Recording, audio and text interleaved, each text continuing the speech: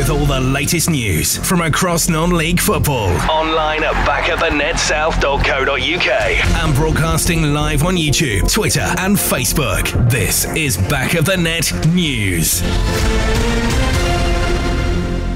Here are your top news stories at 7 p.m. Cheadle Dunkirk, Leicester Road, Lincoln United, Ashford United and Needham Market SC will pitch against each other for a 50-50 share of a £100,000 bursary offered by Buildbase.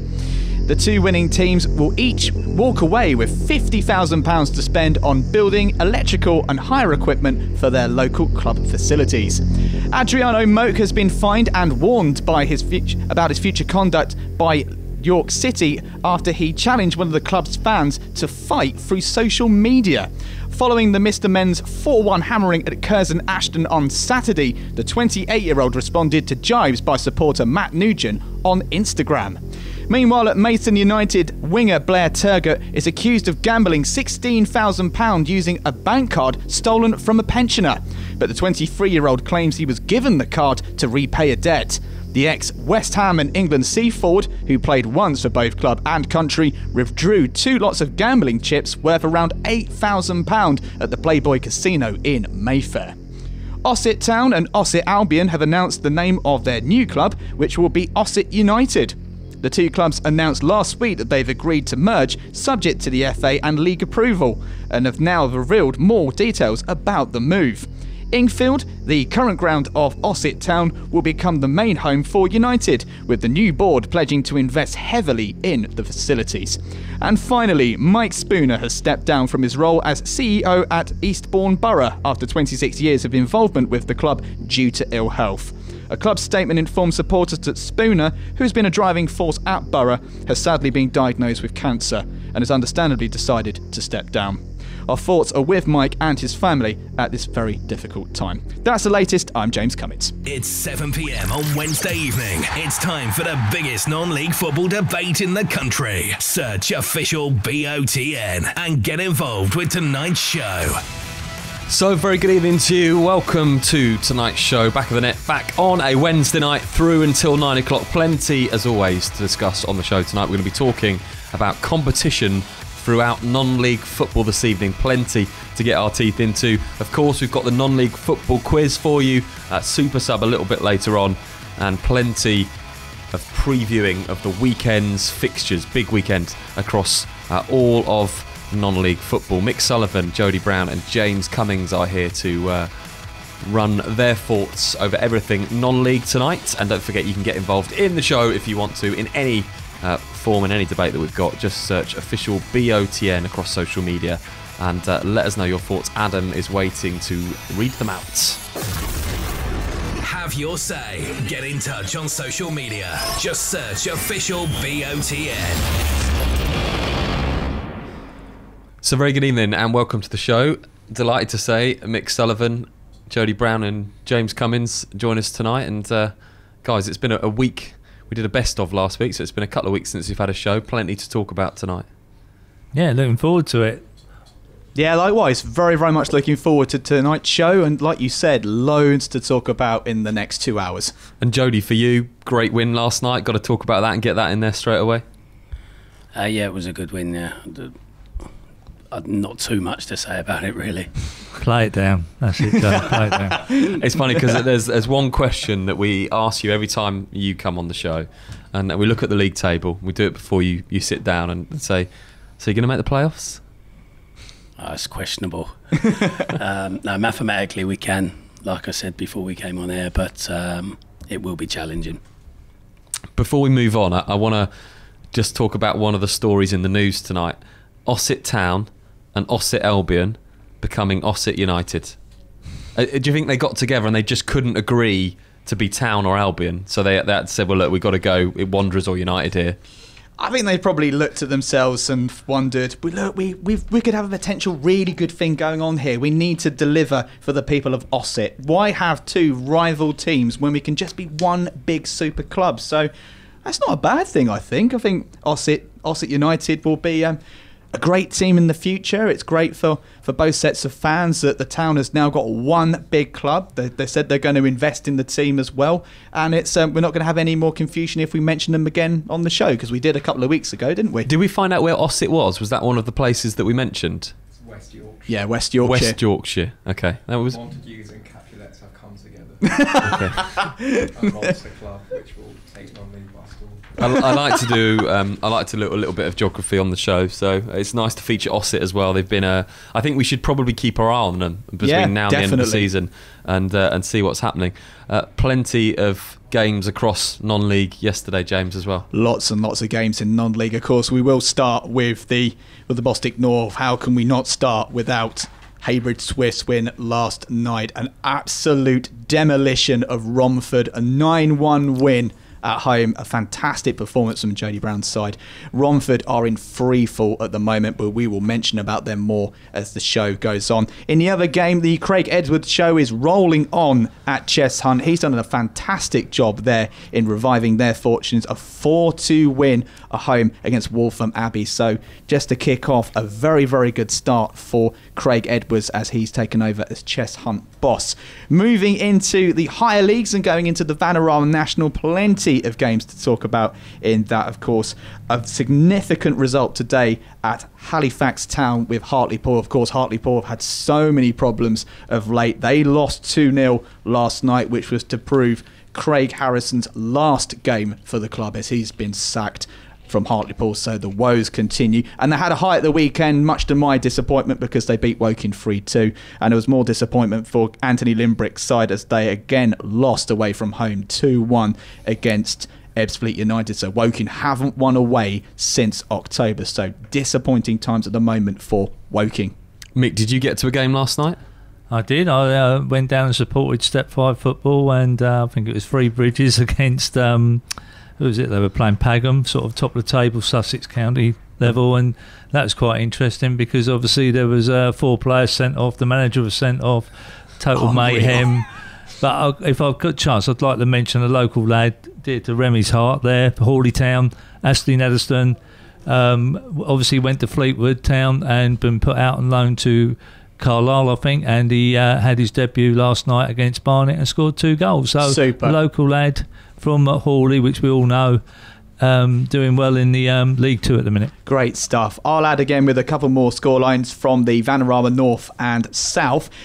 To mention, we talked about Salford City in the last couple of shows, I beg your pardon, and saying how well they've done. They're no longer top of the Vanarama North. It is Harrogate Town who are top of the league at the moment. A very, very close run thing in their home game last night. 4-3 win against Alfreton Town. So Salford City, who did have a massive lead at the top of Vanarama North, no longer top, as they drew last night as well. They drew 2-2 against Bradford Park Avenue. And the other game to mention in the north before we mention the south is that Stockport County, big club. Again, difficult times for them. They've really had a fall from grace over the last couple of seasons. They lost last night to another team which has had hard times, which is Nuneaton Borough. So they lost by 1-0. One game in the Vanarama South to mention, and that was that Chelmsford City are catching up with Havant and Waterlooville and Dartford. Of course, Dartford atop of the Vanarama South, and Havant and Waterlooville having a good season too. Chelmsford City beat Western-super-Mare away by 1-0. Just going back to the Salford thing, Jodie, it's a bit like Billericay in the Bostik Premier Division. Salford obviously backed, superbly by the Manchester consortium, if you like, and there's somebody else that's invested in the club as well. The pressure's kind of on the likes of Salford and Billericay to really deliver, because they should win the leagues quite comfortably. Yeah, I think I said it on the show previously, they're never the underdog, so it really is quite a burden to carry when every team in the league wants to beat you. Sets up differently, sets up to stop you as opposed to just come and play you sort of toe to toe. Makes it very difficult. It's a different question to ask of players and managers. And Mick, we'll talk a little bit more about Billericay at the end of the show, because it's a preview for our weekend game. They're playing in the FA Trophy quarter-final. For them, just like Jodie, has a huge amount of fixtures, but you said it's not over till it's over, and they lost on Saturday. Well, I hate to say, because obviously got a lot of friends down Billericay now, But you want it to go to the death. I can't see it, but I love it to go to the death. The fact that Margate are picking up. We're talking about Dulwich all the time. Margate are sort of racking up the wins and in a good position because no one's really thinking about them. You know, they're just behind there. I think they're second position now anyway. Yeah, they are. But it'd be interesting to see how, you know, what the odds are on Billericay, even in the FA Trophy, to go and win it. You know, for a team at the level it is. Like they high odds? Does anyone know the betting odds? I'm not too sure what the betting odds are, but Margate have definitely improved over their last couple of games. They've done brilliantly well. Yeah. Adam will get the latest odds for us. What, bet 365, Adam? Go for it. Look at it. James, you got something else you want to mention? Yep, of course, I'll mention it with our roundup of the games. Of course, we have a nod to our good friend Frank Wilson at Tooting and Mitcham. Big win for them last night against Met Police. They won 1-0 in the London County Cup. So congratulations to Tooting and Mitcham. They progressed through to the next round. And the upturn of fortunes continues for Tooting and Mitcham. You got the odds, Adam? Got the odds. Okay, we'll make sure Adam's mic's switched on and Adam can give us the latest odds. Go on. You can get Billericay to win the league at 7 to 50. Oh. £50 will get you a £7 return on that. What about Saturday against Wildston? I can have a look at that. Right, We'll come back to that. Come back to that. Well, we're going to move on tonight's show and we're going to talk about the competition in non-league football. Plenty of it around now. We're going to ask a couple of questions this evening. First of all, is there too much competition across... We'll look at the whole of the game, but certainly in non-league football, we've seen examples of Chelsea and Manchester City at the very top level of the game, spending such high amounts of money and winning lots of silverware after takeovers that are more than wealthy, really. We just talked about the likes of Billericay and Salford and the competition that provides. And Mick, we've seen this season with Billericay in the Bostik Premier Division, almost as if a lot of teams have said, you know what, this year we won't be able to do it because one of those places has already gone, those promotion places. I'm not so sure they would think that personally. I mean, look, you can have all the money in the world. It's how you use it, whether you use it wisely and get the right players in. At the minute, you'd say Billericay probably have, where they're sitting, can't be denied. But I'm not so sure that you can automatically, just because of what the budget they got, sort of suggest that they're just going to win it and no one else is going to be able to compete against them. But just interesting, you're talking about competition. Are we talking about all the competitions that go on right the way through the leagues, cup competitions and all those sort of elements? Or we're talking about that, but also competition in the competition between clubs. So when you look at the likes, James, of Ebbsfleet with the Q80 owners and Salford, we've already mentioned the class of 92. The examples of Chelsea and Manchester City are seen in the Premier League, but when you come down to non-league as well, there's so many things for clubs to contend with. Always teams that have got investment and perhaps are playing on a different playing field almost to other clubs. Yeah, absolutely. There's always a question of whether it's a level playing field or not. If you look at the examples of in the Bostik League with Billericay and Dulwich to an effect, some clubs may feel that it's an unfair advantage because they've had investment come into the club where they haven't had investment into theirs, and it'll always be a factor that because of people coming into the non-league game more than being interested into the higher game, you'll always have clubs that will seem financially enticing given their area. Dulwich is an enticing one because it's within London. They have a decent catchment area with Crystal Palace fans. Billericay and Essex. Do Essex really have a higher league team which are in the Premier League at the moment? They don't. So they're able to take full advantage of their area where they could build a club up from scratch and then work their way up through the league. So it's an interesting question to have. I think one of the questions that we're going to ask tonight is football still competitive enough? So when you look at the likes of perhaps PSG spending 222 million on Neymar and another 160 on Mbappe, and you go down to the likes of Billericay, who've spent an awful lot of money this year and brought in players that are Football League players, are we taking a little bit of competition out of some of our leagues with the likes of Salford, Jody? Yeah, I think we probably are. It's unregulated at non-league level, so in professional football they brought in financial fair play. I know it's hard, even at that level they find loopholes. In non-league football there are no regulations, and even if there was, the loopholes would be so big that people could do what they wanted anyway. I think like fair play to clubs that have got the ambition to go and do it, but of course they become outliers, don't they? If you've got a team giving players £1,000 plus a week in the league where the average wage is maybe £100 a week, it's inevitable that club is probably going to go on and win the league. Yeah. And you mentioned financial fair play. We won't talk too much about at the top of the Premier League, but it doesn't seem to really have sorted that out. And Jody mentioned there's no regulation, perhaps in non-league, but even when you do get, James, that regulation, as we've seen at the moment in the Premier League and in Europe, it doesn't really seem to have any real effect. No, it doesn't, because when you have a really strong brand with a side, you will always attract players to a particular club, and the same goes for non-league as well. If you build up an enticing brand to go with the backing that you have, you will always get players that will not necessarily look at the money, they'll also look at the club that they're joining. For example, we talk about Billericay a lot, but Billericay is such an outstanding example to lead from. It's the kind of imagery that Glenn Tamplin has built up. He's built up this very, very ambitious plan to bring in ambitious players that will take him further forward. And it's that alone, the character himself, he is the kind of person, if he's interested in taking you on board, he will do his very, very best to bring you into the club. So it's not just about the financial element they have at the club, it's also about the brand. And it's the same with the top league as well. If Manchester City didn't have as much of the money that they have in the club, they'll still bring in the players because of the history and the brand that they have themselves. And going back to non-league, it's exactly the same thing. Also, when we look at catchment areas, and we move this competition debate on a little bit, you look at the likes of North London, when you have Cheshunt, Waltham Abbey, Potters Bar, Enfield Town, Haringey Borough, Barking, Wingate and Finchley, Hendon. Does that make it difficult, Mick, for clubs like that when there is so many teams, and we haven't even mentioned the likes of Tottenham and Arsenal, that they're trying to attract fans to? The competition to attract fans, and then the knock-on effect to then attract players as well. Well, you brought a great example up where that area, but I suppose Jody could say there's so many in Essex, and then we start talking about they've all got their little clusters where they're all fighting against each other, and of course there's only a certain amount of quality players around who's got the best resources at each club. It's going to cherry pick them.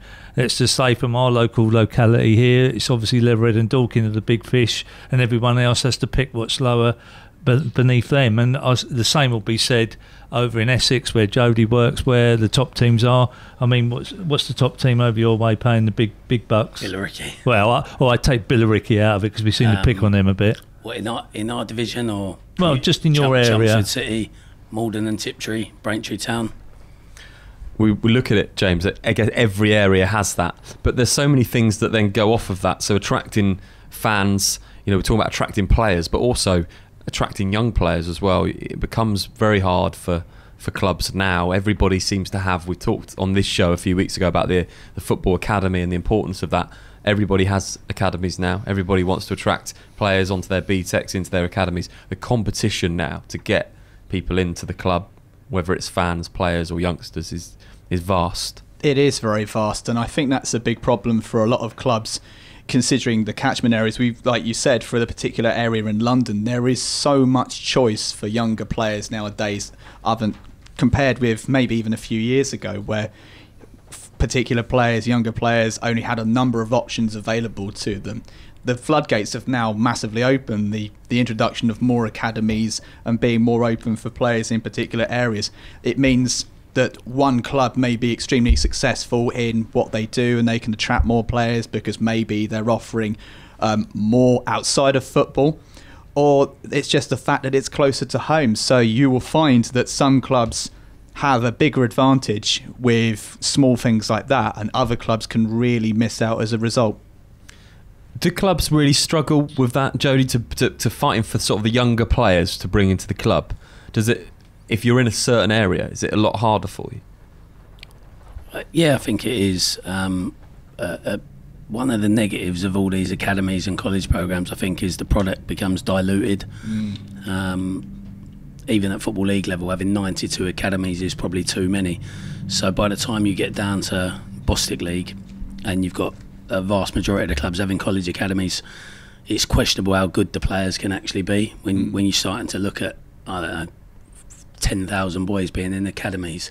How many of them can actually be good enough? And then it's that balance between a money making scheme for a football club, which is important, like a football in the community scheme, running a college program, and player development. I think they're two different things. I think some clubs do it to make money, and there's some clubs that do it very well to develop players.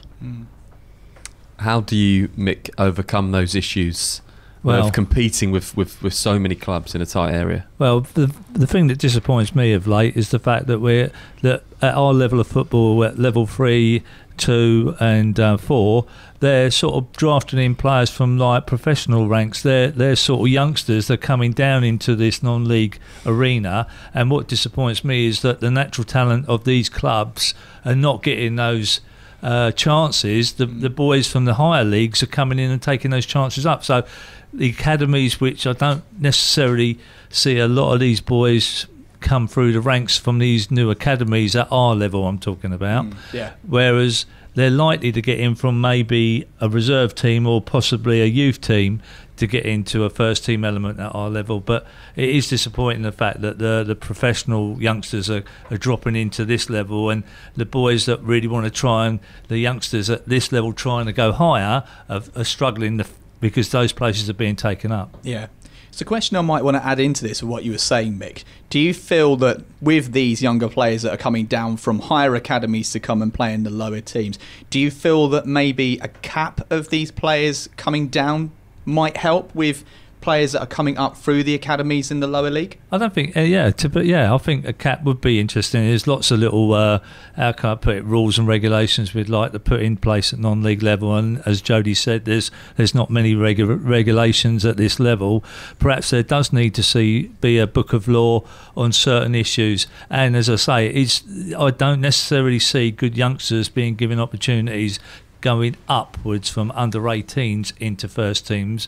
They're coming more downwards from professional into that, and I think it rather blocks that route, which would be a bit disappointing for me. Yeah. When we look at other areas, for example, Suffolk, there's obviously less teams in Suffolk than the areas that we've been talking about at non-league and at professional level as well. An interesting debate was when Ben Cherney, the Bury Town manager, criticised his players in the local press for having a Suffolk mentality. Is there really such a thing as a Suffolk mentality? I think what he was referring to is perhaps they're not able to really grind out results and be really competitive because there's not that cluster of clubs and perhaps local derbies in and around. Are you suggesting that they're sort of Nancy boys up there or something? I wasn't suggesting anything. Have they not got the oomph to actually, put how can I put it, some effort and sort of some spirit in, or like maybe some Essex boys do? I've always had it levelled against Surrey boys, to be fair. That we're sort of like the weak links, and not like the Essex boys. We're not strong and hard like what they are. It's normally the Surrey teams are the sort of, how can I put it, the ones that are sort of, what's the word I'm looking for? Come on, help me out here. No one's going to help me out now. I'll put myself out there. Yeah, I don't know what you get. Just go. Let's bring it back to the issue. What we're saying is, and I'm sure what the Bury Town manager was saying is perhaps being able to grind out results. And Mick, you make a good point when you say about that, perhaps that Surrey mentality. You look at London and those clubs in Essex. When there's clubs around, we listed all the clubs that were in North London area.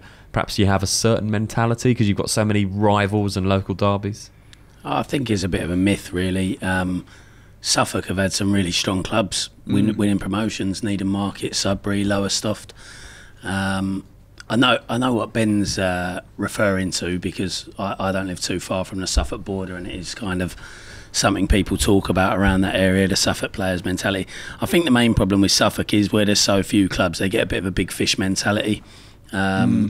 You've got players perhaps being rewarded more than they would be if there was more competition in the region. So where there's 4 or 5 big clubs, all the same players circulate those 4 or 5 big clubs, as opposed to in London and in Essex you've got 25 clubs. So there's a lot more competition player wise and a lot more opportunity that you're going to get left out, that you're not going to be able to get another club, etc, etc. So perhaps that Suffolk mentality that he talks about is probably related to that. They have it a little bit easy, and once they're in the circle they never fall out of it. Yeah.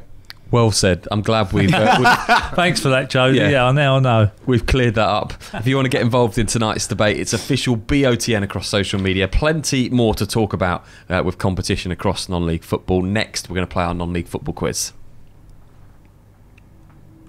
Join in with the biggest non-league football quiz in the country. Tweet your answers to @officialBOTN.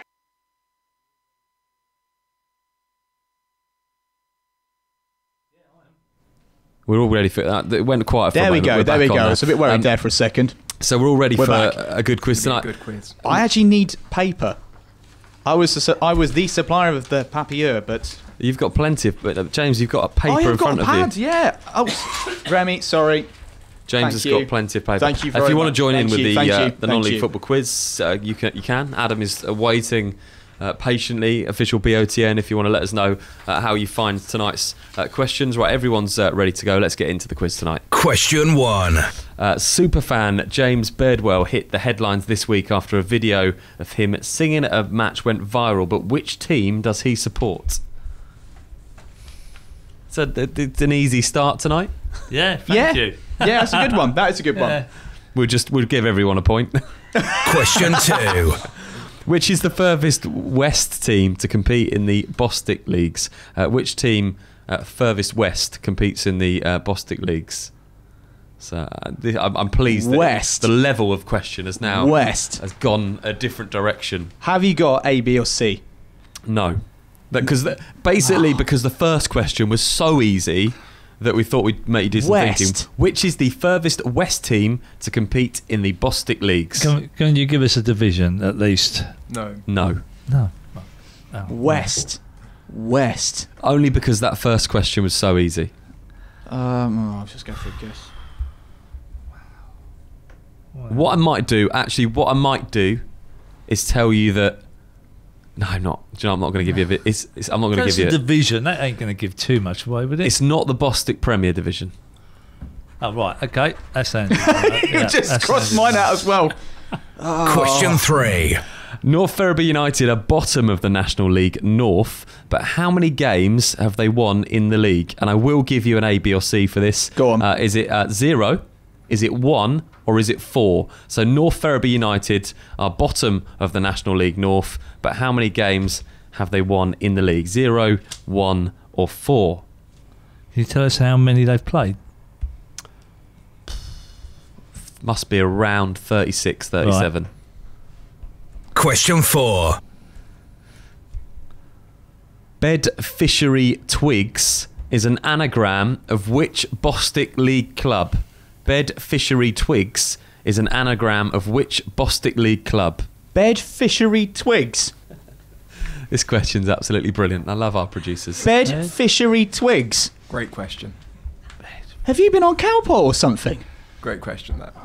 Oh, right. Jody's right, Bed, son. I can't believe he's got the Bed answer there. Fishery Twigs. I don't know how long to Bed give you. Fishery Twigs. Okay, we got it. Official BOTN if you want to let us know your answers. One more question. Question 5. Marine FC of the Northern Premier League play in which English city? Marine FC of the Northern Premier League play in which English city? I have got three clues, Go on. but I wonder whether we need them. Yeah, we do. Please. Okay, it's A, is it Hull? B, is it Liverpool? Or C, is it Newcastle? So Marine FC of the Northern Premier League play in which English city? Is it A, Hull, B, Liverpool, or C, Newcastle? Let us know. Official BOTN if you want to get involved with your answers, and we'll come back with those answers on the non-league football quiz after this. You're listening to Back of the Net, powered by Promote UK. We're really good at what we do.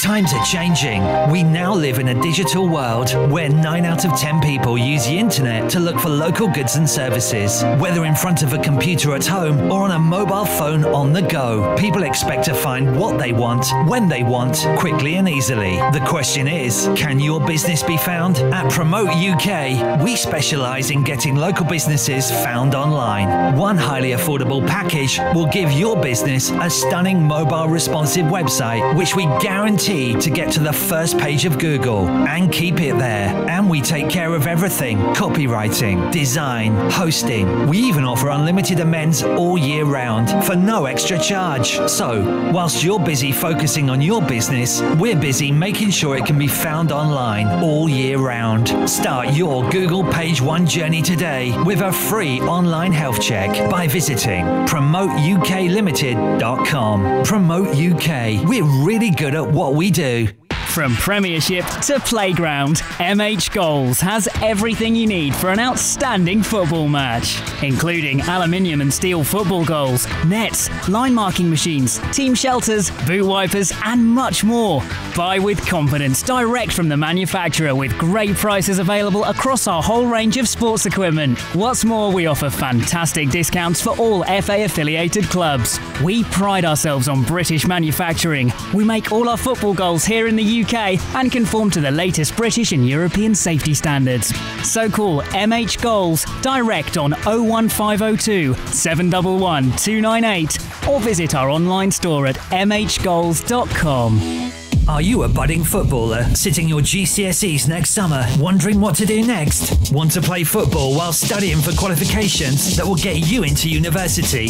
Dorking Wanderers Football Club are now recruiting for their football academy for 2018-2019. Based at their brand new state-of-the-art Meadowbank Stadium, you'll be playing in the National Conference Youth Alliance against the best clubs in the area each week, as well as the prestigious FA Youth Cup. You'll be studying BTEC Level 3 qualifications, equivalent to 3 A-levels, alongside professional coaching from our UEFA qualified coaches. For information on trials and open evenings, visit dorkingwanderers.com/academy or email academy@dorkingwanderers.com. Head to backofthenetsouth.co.uk tomorrow morning for video highlights and full match reaction of today's games. Back to your favourite non-league football show, powered by Promote UK. We're really good at what we do. Back of the net, where it matters. Oh, it's all kicking off in the studio tonight. It's plenty. I've never seen the non-league football quiz so competitive. We've got. It's like I need to explain to James and Mick that they're not playing as a duo. We're having just general banter. We're just trying to find out geographical location. That's it. There's James and Mick conferring during the ad breaks. Jody's all quiet because he thinks he's got all the answers. He's won. Yeah, very quietly confident. Mick's complaining about the questions. Mick, I could ask you the question. Which current Premier League team won the FA Cup when they were a non-league team? Because we've asked that a few times. Tottenham? 1908, 1909, I think. We put that question in all 3 times on our first FA Cup games at the beginning of the season, and we worded it slightly differently each time, and each time Mick didn't get it. But I have to say that Mick, you're quietly confident. Bring Harry Wheeler's one in as well? I'm getting killed here. What did Harry do the other week? Come on. He got his own. He's got his own result. Was it his own? Who he's playing in the cup? He got wrong. Yeah, he got that. Thank you. That's just evened it up a little bit. Thank you, Ben. Sorry, Harry. See you on Saturday. Right, let's get back into the quiz. This is the non-league football quiz. Okay, brilliant questions tonight. Let's get into them. Let us know your answers. Official BOTN on Twitter. Question 1. The first question was superfan James Beardwell hit the headlines this week after a video of him singing at a match went viral. But which team does he support, James? Witham Town. Jody? Witham Town. Mick? Witham Town, and he's Jody's best friend, so we hear. Question 2. Which is the furthest west team to compete in the Bostik Leagues? I did give you a clue, which was that they're not a Bostik Premier Division side.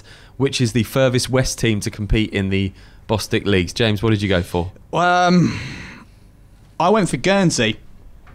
Jody? Guernsey. Mick? Wow. No, Guernsey's south, so it ain't going to be west. So to me, it's either Molesey or Walton Casuals.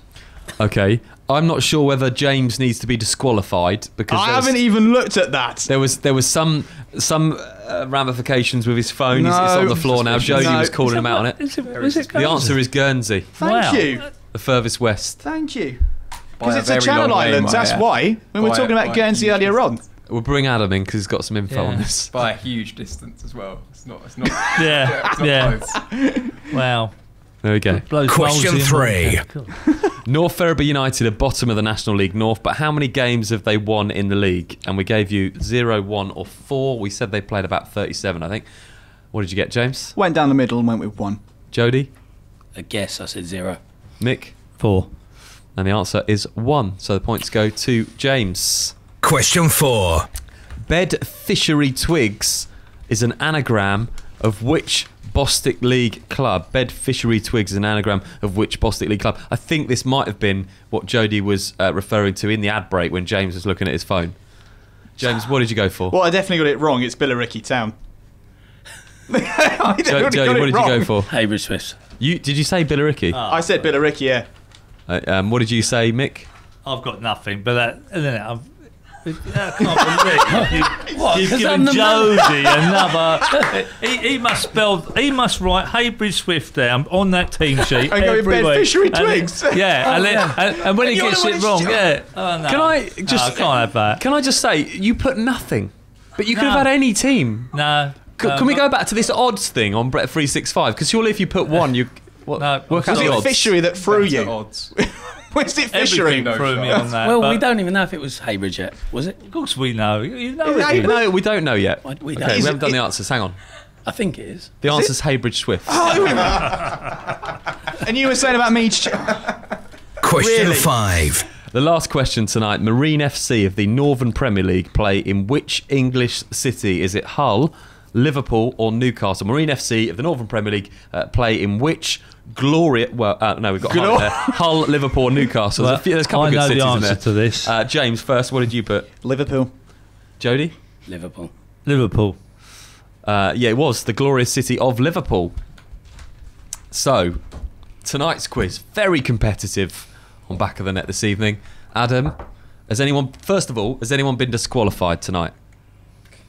Controversially, no, but that's all I'm hearing at the moment from the producers. You're still in, James Cummins. Thank you. In Thank you. In reverse order, give us the places and the scores on tonight's quiz. So the wooden spoon tonight is for Mick Sullivan with just 2 tonight.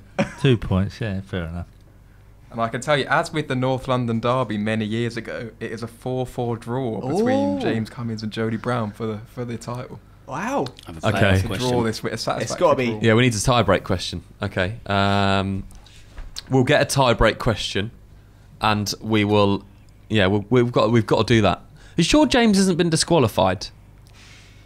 It depends if he was seen categorically on Google Maps. I was not on Google Maps. I was on our Twitter page looking up That's Bed Cummins' Fishery Nixon Twigs. moment. Before we get to the tie-break question, Jody, did you get that straight away? Did you know that it was Haybridge Swifts? No, I didn't know, but I worked it out Worked out how? by the letters. The letters that are in it. You That's must how be it thinking is. about every time you do your team sheet every week. You must. I don't do the team sheet. Oh, right. So, right, we're playing against where? So it's Bed Fishery Twigs. Right, okay. Mick, right. what tripped you up? Are we getting a tie-break question, by the way?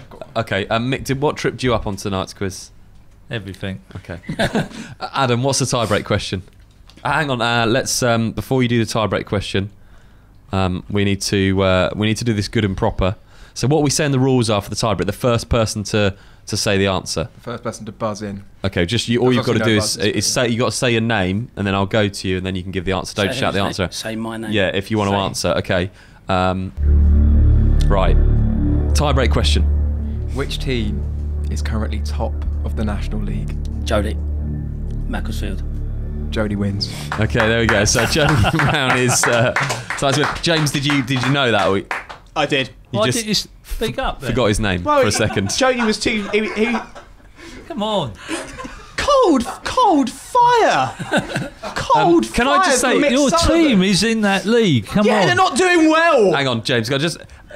Mick's giving you you're giving him a quiz advice. Yes, No, I'm getting On this occasion, shots. he needed I'm it. getting shots from Mick Sullivan. The cold fire from across the room. Right, let's is move harsh. on. Let's move on. Well done to Jodie's winning the quiz tonight. Definitely the most eventful quiz that we've had. You can watch it all back on YouTube tomorrow. We're talking all about competition through non-league football tonight. You can get involved on social media, official BOTN. We'll come to Adam and he can read some of those out very shortly.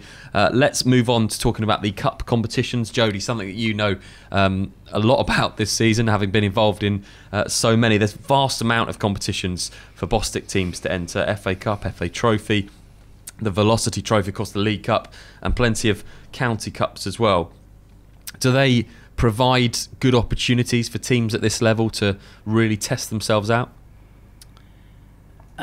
It's a difficult one because normally clubs don't have a great deal of success in the FA competitions, so then you do value your county competition and the League Cup, because silverware and playing the bigger clubs in your own division are excellent opportunities. But if you do have FA Cup success and FA Trophy success, they can become a little bit of a hindrance, and you can't place enough value on them, which is disappointing. If you're a club that wants to win games and a group of players and manager that wants to win games, there's nothing worse than having to play weakened sides and not approach the competition with the respect it deserves because you've got an FA Cup game coming up on the Saturday or something like that. So I think there's probably too many competitions, to be honest. When we talked in the first part of the show tonight about was there competition across all levels of football, but particularly in non-league, and was that competition being taken away by the money that was involved in the game? When you look at cup competitions, and I'm going to dip into the FA Cup now and look at Wigan on Monday night, they beat Manchester City. The figures and the stats around that game on how much money was on show on the Manchester City side and how much on the Wigan side, James, perhaps that one game proves the point that that there is still very much competition in football. Yeah, definitely. I think the cup does bring a certain amount of an extra level to some clubs if they progress further in the cup competition. Again, we've mentioned them before in the past. Lincoln City, recently in the FA Cup, they just seem to produce this extra level in the FA Cup, and not just that, it was a massive financial investment into the team as well. The downside is, though, you can tend to take your eye off the league. And importantly, you could argue that as much how important and how brilliant it is financially a cup competition may be in the short term, the long-term aspirations have to go back to the league, surely, because you're within the league, and there must be some kind of focus on your league performance. So, Jody, I agree with what Jody says. It's like the cup competition is positive in one respect, but on another respect, there are too many, and you can slightly detract away from the magic of the competition. Do you think that Wigan fans would agree with you? I think Wigan fans are just happy full stop to just have a cup competition. They've had an awful couple of years, to be honest, ever since they won the FA Cup back in, was it 2012? 2013, 2013 through Ben Watson. But yeah, you could argue that, but we're not talking about Wigan, we're talking about non-league. So let's bring it back to non-league then. The likes of Hendon beating Bath City in the FA Trophy, of course Billericay causing a few upsets. You've done it yourself this season as well. That proves that competition is truly alive, and obviously you had that tie against Exeter. Yeah, we've had some great ties this year, probably 10 or 11 against clubs from a higher level. Our standout one, I would probably say, was beating Hampton and Richmond. At the time they had lost since August. So the competitions are great to gauge yourself and test yourself against bigger opposition, higher leagued opposition. And I don't think the FA Cup and the FA Trophy are the problem when we talk about competitions. I think it is having the League Cup, having the County Cup, having your various regional competitions that you don't know what can become a bit of a nuisance. I think the FA Cup and the FA Trophy will always be special to non-league teams.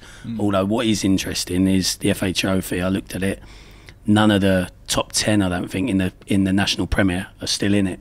So that maybe tells you how much importance they put on the FA Trophy. When you say that the other cup competitions are a nuisance, I like the fact that you brought that up, because surely, especially at this level, winning, and Mick mentioned this, winning a competition, when you're winning a trophy, that must mean something to those players. So you mentioned the likes of the League Cup, and interestingly, I'm not sure when the other semi-final is, but is it on course to be a Billericay-Dulwich League Cup final? Possibly. And the Surrey Senior Cup, Mick, you've got so much experience with this. How much does that mean to those players to win that trophy? Well, it all depends how much the manager wants to make them believe, I'll be honest about it. I mean, a manager will devalue a cup or he'll give it respect. And with the Surrey Senior Cup, myself and Hayden have always given that competition our respect, indeed with the League Cup as well, because there's not many competitions as a player at senior level that you can possibly win a senior medal, let's say, you know what I mean? Either you win the league, so they're not easy to come by. There's not many people like non-league players, you could say, Joe, that say, well, what you won, you know what I mean? And people will still devalue it and say, well, so-and-so didn't put their best team out that night in that competition.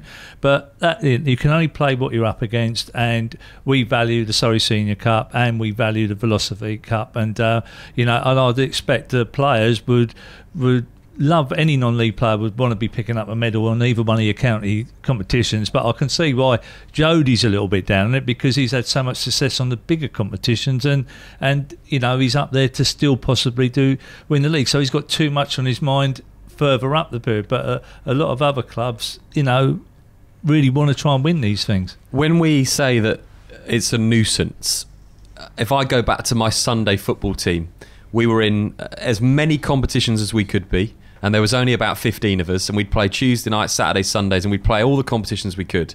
As a football club, we were quite a small club. We were a Sunday league team. When you move up the pyramid and you look at the likes of Merstham, Heybridge, Dorking, Billericay, Dulwich, surely, we've had this argument before, Woking as well, you can attract, and you've got a pool of players that even if you're in 5-6 competitions, you should be saying, well, actually, our 18s, who's good from our 16s, 18s, 21, surely you should be saying, actually, we've got plenty of players at this football club to be able to give them the opportunity to play in these so-called weaker competitions or not so important competitions. Yeah, I think, first of all, my first comment got taken a bit out of context. I said at the start, obviously, those competitions, you do want to win them. I would want to win them. I'd love to have the winners' medals. But the point I was making, when you are in the national competitions, which have a financial value to you, those competitions, unfortunately, you have to play lesser sides. I'm not adverse to playing young players in these games, but what it does do is it is, say you're playing in your county competition as a Step 4 team, and you get a Step 1 team in the quarter final, and you've had to, like Billericay at the moment, playing Saturday, Monday, Wednesday, Saturday. We haven't got the resources of Billericay, so say I put the under-18s out against Chelmsford City, we're going to get smashed about 12-0. So that's what I mean by devalues the competition, and it can become a bit of a nuisance. The real point I'm making is you want to give your all to every competition, but it's impossible to do that if you have national success. Do you have to enter the County Cup? Yeah, you do. It's I think it's the ruling. You have to enter your county cup. The only thing that does dismay me is Crystal Palace get away with it from the Surrey Senior Cup. They don't seem to enter a team. So there is something there. I don't know quite why Crystal Palace get away with it. I'm really not sure. No, they used to. Years ago, they used to be in the Surrey Senior Cup, and it's only been recently that they don't field a team in the cup, which again is a very good point that Mick's raised with that. If you know what the rules are, maybe a club secretary listening, official BOTN, let us know, and we can even get you on to explain it. Cup competitions provide that level playing field. Is that what we're saying, James? Is that a roundup on our summary of this, that actually the cups, however sometimes difficult they are to manage with the amount of cup competitions, they do provide a level playing field? I think so. I think the ethos with the cup, whatever cup competition that may be, is it is a level playing field. Even though you might have a team which might be in the lower league, you get a League 1, League 2 side. It depends how the team performs on the day. That is the key element of the cup. It's that unknown element going into a game. The fact that a team may be in a lower league or a higher league, it goes out the window. It's a one-off game. Jody, I'll put this one to you. How do you then manage your resources effectively at the beginning of the season, knowing that you've got all these cup competitions? How difficult is it to actually manage them, or is it just simply made easier if you don't have the success that you've had this year in the FA Cup and the FA Trophy? It's obviously easier if you don't have the success, but you always aspire to have the success. It's a difficult one. I think you have to manage it week by week. You know, as a Step 4 club, you can't predict you're going to get to the FA Cup first round. You can't predict you're going to get to the FA Trophy second round. So, I mean, last year when we were struggling in the league, we used the County Cup as a great release. It probably turned around our season. Our results in the County Cup gave us the confidence to claw away from the relegation zone. So in different situations, you know, you approach cups in different ways, and they have different bearings on your fortunes. I always think that to test yourself against better players and better coaches is what every player wants to do and every coach wants to do. So I really enjoy it, and that's why I said at the start, I just don't like it when you have to go into a game not at full strength or not prioritising that game, because you never want to lose really. And sometimes, like in the Velocity Cup this year, we played Billericay. And I would have liked to go full 100% and try and beat Billericay, but I think we had an FA Cup game on the Saturday, or an FA Trophy, and we drew 1-1, lost on penalties, so there was no disgrace in that. But you really want to be tested against the best sides in your league. Would the simple answer be, and not that we want to spend tonight rejigging the leagues, because I know that there's an announcement coming up about that for next season, but is the simple answer to have 18 teams or 20 teams in a division, and therefore allowing, what is that going to be, less fixtures, so possibly 7 or so less fixtures a season? Yeah, I think it's obvious. I think to have 46 league games for semi-professional players, and then to expect them to play 5 cup competitions, you're almost assuming they're not going to have success, and it deters against the clubs that do have success. So yeah, I think having less teams in the division is a real positive. And almost you could do with a couple of Saturdays perhaps, when we all know that league fixtures are arranged and then you have to rearrange them. Maybe for the first few rounds of the cup competitions there could be Saturdays then set aside where you don't have games. Yeah, I think players want to play every Saturday. So I probably wouldn't have 3 Saturdays.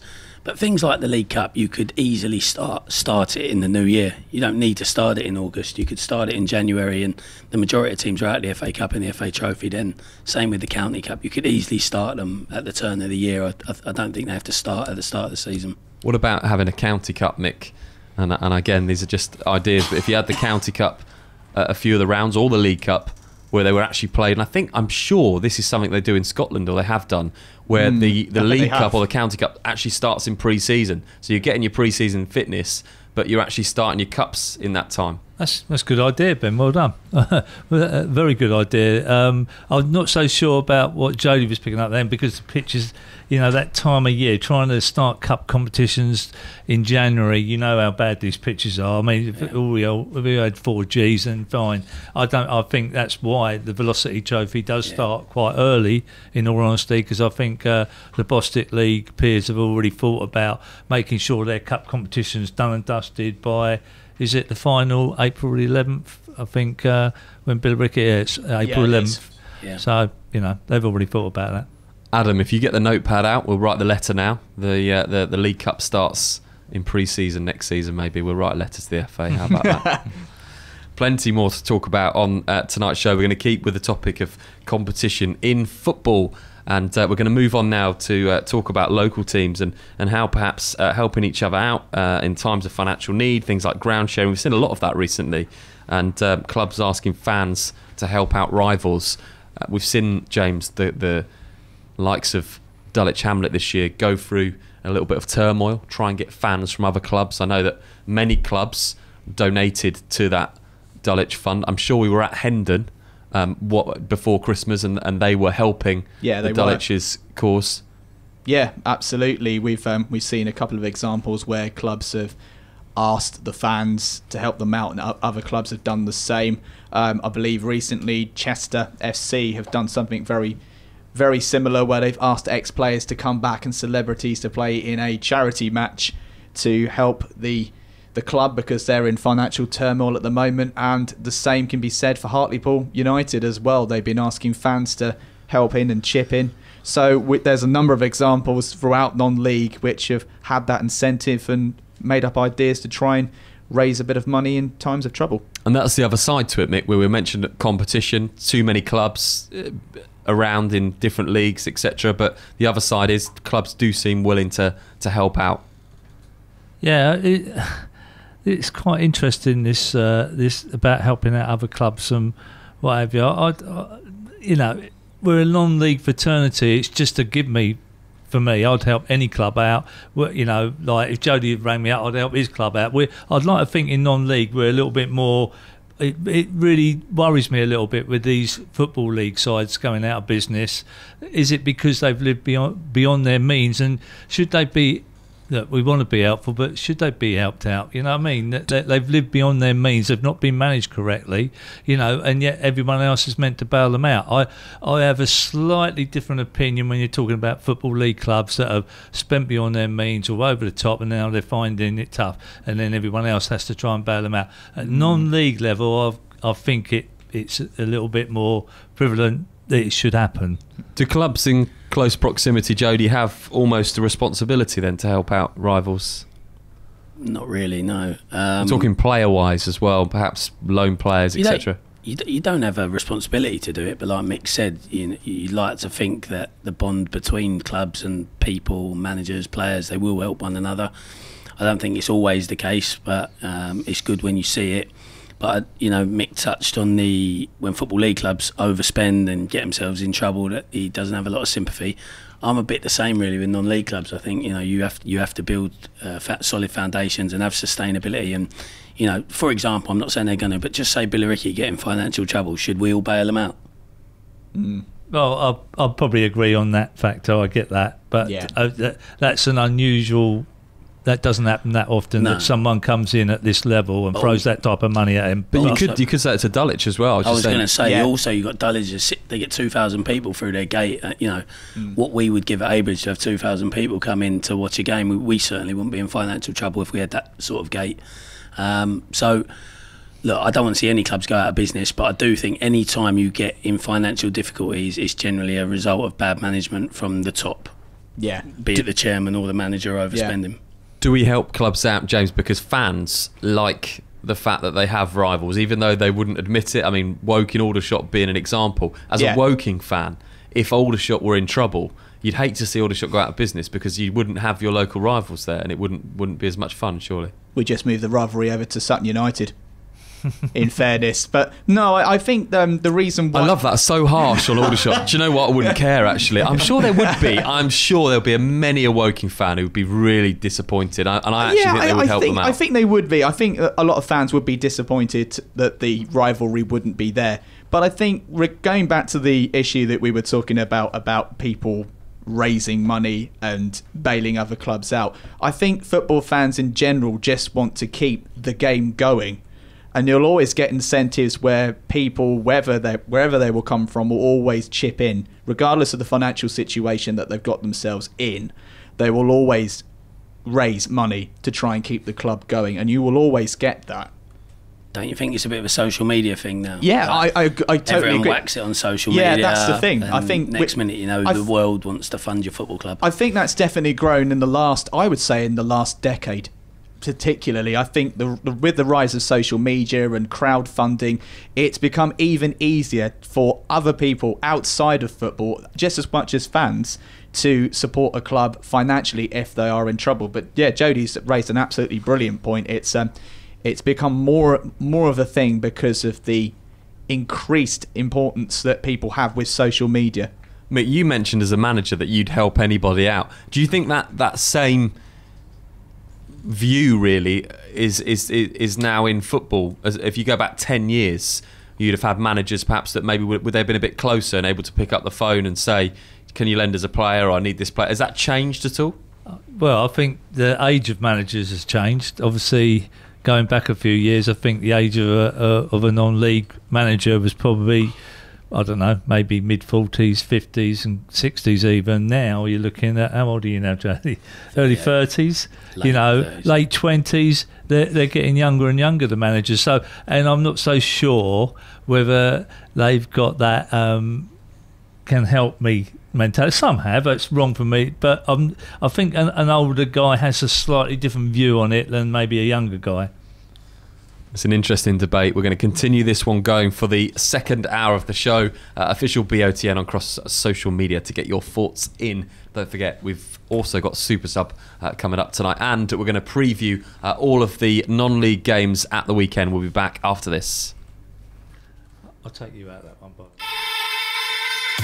You're listening to Back of the Net, powered by Promote UK. We're really good at what we do.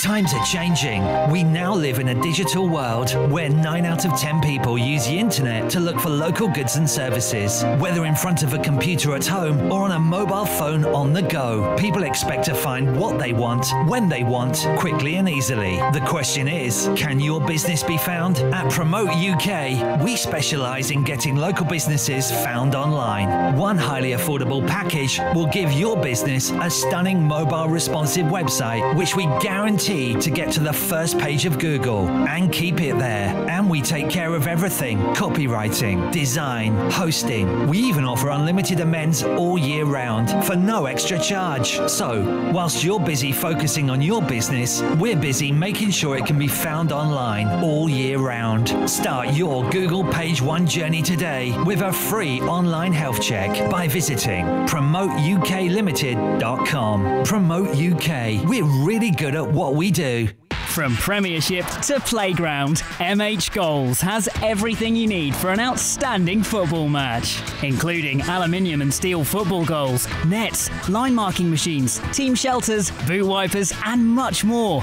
Buy with confidence direct from the manufacturer with great prices available across our whole range of sports equipment. What's more, we offer fantastic discounts for all FA affiliated clubs. We pride ourselves on British manufacturing. We make all our football goals here in the UK and conform to the latest British and European safety standards. So call MH Goals direct on 01502 711 298 or visit our online store at mhgoals.com. Are you a budding footballer sitting your GCSEs next summer, wondering what to do next? Want to play football while studying for qualifications that will get you into university? Dorking Wanderers Football Club are now recruiting for their football academy for 2018-2019. Based at their brand new state-of-the-art Meadowbank Stadium, you'll be playing in the National Conference Youth Alliance against the best clubs in the area each week, as well as the prestigious FA Youth Cup. You'll be studying BTEC Level 3 qualifications, equivalent to 3 A-levels, alongside professional coaching from our UEFA qualified coaches. For information on trials and open evenings, visit dorkingwanderers.com/academy or email academy@dorkingwanderers.com. Head to backofthenetsouth.co.uk tomorrow morning for video highlights and full match reaction of today's games. Back to your favourite non-league football show, powered by Promote UK. We're really good at what we do. Back of the net, where it matters. With all the latest news from across non-league football. Online at backofthenetsouth.co.uk and broadcasting live on YouTube, Twitter and Facebook. This is Back of the Net News.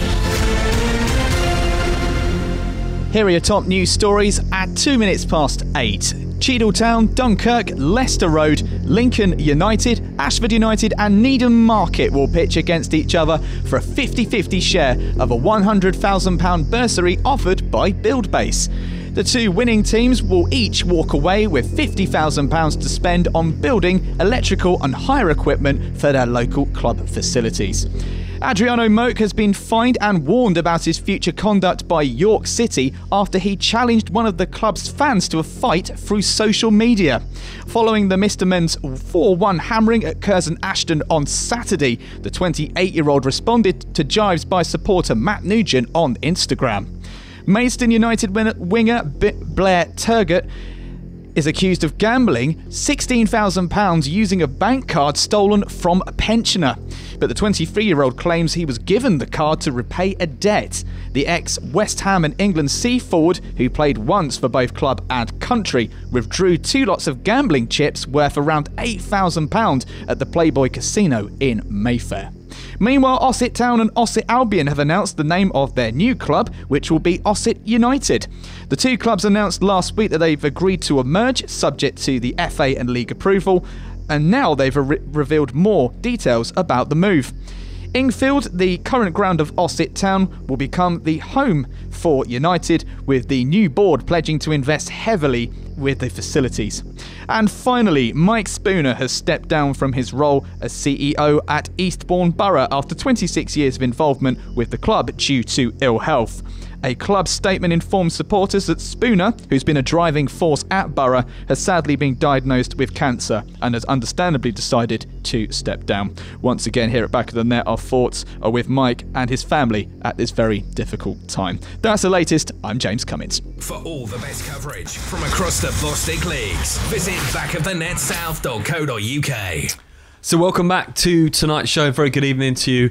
Delighted to say that joining me, Mick Sullivan, Jody Brown and James Cummins this evening. Plenty to talk about. We're going to play Super Sub a little bit later on. We're also going to preview the weekend's non-league fixtures, including our Bostik League show tie as we see Billericay Town play Wealdstone in the FA Trophy quarter-final on Saturday. We're talking about competition through non-league football.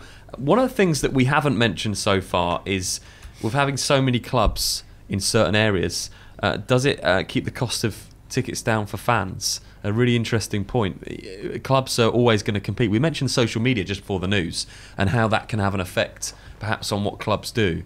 Does it help to keep things healthy and that competition, James? If there's so many clubs in a close vicinity, really, we talked about North London, you're competing for the same sets of fans.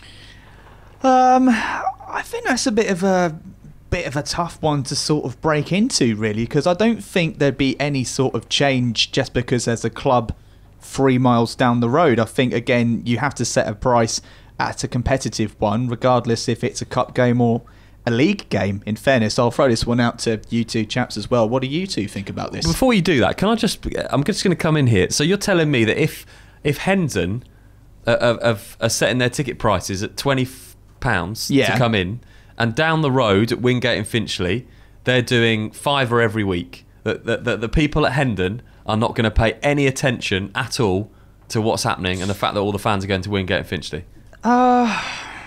They're going to question it, aren't they? They're going to question why they will question the same level. Yeah, they will question that for sure. But so the answer to my question was, in fact, yes, probably. I'm just saying. You're just saying, okay. I think Haringey Borough gave out free season tickets to everyone this year, and their gates significantly increased. We're looking at this from obviously a different angle, and as you say, Jody, like initiatives like that. Do you look at, I suppose, your club look at what the other clubs are doing? I'm not sure, really. Being the manager, I'm not really involved in the pricing strategies, but we put a big onus on attracting young people to the club. So we built a better relationship with the youth teams all the way down to the under-7s, got them involved, got their families involved, and our attendances have more than doubled. So it wasn't so much a pricing strategy, more of a community project. What was quite interesting when I was at Leatherhead, to try and build actually more support up, I sort of really bought into have more local players. I know you can't do it in its entirety, but I sort of like embraced the youth section and brought 2 or 3 youngsters, youth, into the first team there and built more of a club mentality. Yeah. And I thought that was the only route of actually gaining extra supporters. But now Leatherhead have gained more extra supporters where they've got players that are not local, but just through someone being very good and clever at social media. Yeah. That's actually, but I never thought that they could ever sort of build that bigger fan base up, and they have more than what I thought. I was going to say, you've mentioned about the social media presence with Leatherhead, and Alfie Gates has done an absolutely super job being there in attracting more fans, and as a result of that, the gates have gone up at Fetcham Grove. So I think you look at other teams within the league, Needham Market in particular have gone very successful with their Instagram. To start off with, their attendances were quite low, but as their social media presence has gone up, they've definitely seen the benefits of being more open through social media to attract different fans. So that's another avenue that clubs have now in attracting newer crowds in, wherever they might be, and whether there might be 3, 4, 5, 6 clubs within the same area. If your social media is on point and very, very constructive, and you're able to entice different people to see your football and see your club, that's a massive, massive incentive to have. Would it these clubs be better, Mick? And I'm going to go to you when we talk about the likes of the Surrey clubs, maybe Dorking Wanderers, Leatherhead, Merstham. We look at Hendon, Wingate and Finchley, and some of those North London clubs. Would they almost be better working together sometimes? Because you've just picked what I was going to say. Merging is quite an interesting factor here, about because you've got so many clubs right on top of each other. I'll give you a great one: Morton Casuals, Morton Ersham. The amount of, when I was there as manager, the amount of times that both chairmen were trying to get that to go together, and they still fighting each other, and yet they're playing at a brand new ground. And if those two have merged and put all the resources into one, and I suspect there's a few clubs that are not financially well off, and maybe, I know there's history, but I think sometimes there is a good reason to maybe merge clubs and sort of like and pull all their energies and volunteers and make it a bigger and better club. And if you're not, I was going at a different angle, but it's a valid point you make, Mick, of merging. But if you obviously want the tradition of a football club and you don't want to merge with another team, if away fans across non-league, you're potentially not going to travel maybe as far as you might. For example, if you are supporters of Arsenal or Liverpool, they've got more fans. So if Hendon were away up in a Needham Market, knowing that they're not going to get a big following, would they not be better working with the likes of Wingate and Finchley for them Wingate and Finchley to put on offers for Hendon fans to come to their club? Well, funny enough, again, I'll give you another example, Bognor and Pagham. They're in the same road down in Bognor, and I put that to a Pagham guy only last night and said, do you work together as a clubs to actually try and entice some of the Bognor supporters to come and support you when they're playing miles away in the is it National South? And I think he did that. They do sort of leaflet and they do sort of like push it out on social media to the Bognor fans to come down and visit their next local club. Another thing worth mentioning this evening when we're talking about clubs helping each other out, Jody, we mentioned before the news about the cup competitions and how difficult it might be. Should dual signing be something that is looked at with the teams at the top of the non-league pyramid and those teams at the bottom, perhaps for those cup competitions? I think it does happen already. I'm aware of quite a few people that are dual registered with National League teams and Bostik League teams. So yeah, it's something that you could build close relationships with clubs that are higher in the pyramid and help one another in that way. Yeah, it's something, Mick, that have you come across before where perhaps players have been dual signed?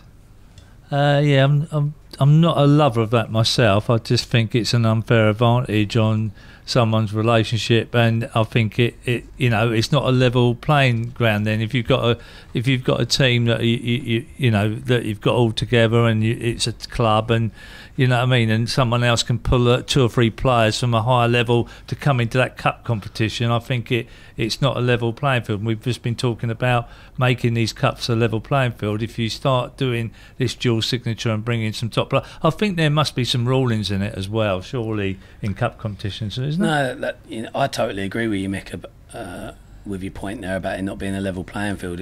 I know it does happen. Like I said right at the start on a different subject, there's no regulations in non-league football and it is too easy. Our closest rivals, Malden and Tiptree, have a huge relationship with Colchester United. They get a lot of players from Colchester, whether on loan or whether youth loan, or whether players that Colchester attract but allowed to sign for Malden. So some would deem that an unfair playing field, but there are no regulations to stop it. So if there aren't any regulations, then clubs are gonna use it to their benefit. One final thing on this part of the topic, just to finish it off, and I know James is waving at me and saying, let's go to James first. There's been a goal tonight. Yeah, there's been a goal at Folkestone and it has gone to the home side. It's Folkestone the Victor 1, Billericay Town 0. Kieran McCann with the goal for the home side in 14 minutes. So Glenn Tamplin's side are a goal down in Kent. Yeah, don't forget they did win in the cup on Monday, but they did lose on Saturday in the league against Leiston, and a difficult game against Folkestone and Victor, maybe giving Dulwich and Margate some hope. Just to finish this topic off, we've been talking all about players and competitions. Are there enough players, Jody, to go around? Should clubs be in trouble with not having enough players and struggling to get players to these competitions? Are there enough players to go around? Well, if you've got a youth set up in your club, you should never not have enough players, because you can always just keep dropping down. We had a regional charity competition that we have to play in, and we're actually the holders of it, so we were disappointed to go out, but we had 3 under-16s on the bench. So yeah, there's always players available, providing you're willing to have relationships with the managers throughout your whole structure of your club. You can either bring people from the reserves or the 18s, or like we did from the under-16s. And Mick, is that something that you concur with? Yeah, totally agree with that. No club should, at senior level, any senior club, should be struggling to field sort of, 5 substitutes in a team, in my opinion. Having said that, I've seen a few clubs with only 3 on the bench, and I reckon that's probably down to financial restraints more than any other reason. Or is it putting a message out perhaps to the chairman or the owners of the club, maybe? Maybe. We did see that, I think Manchester City did that a couple of weeks ago, but I think it was more a message to the Premier League, so I'm told, that their players were fouled too much. Right, we're going to move on. We're going to come back to the topic of competition in football a little bit later on. First of all, we're going to go to the phone lines and speak to Jake Turner, the Brightlingsea player who joins us on the phone right now. Very good evening to you, Jake. Hello.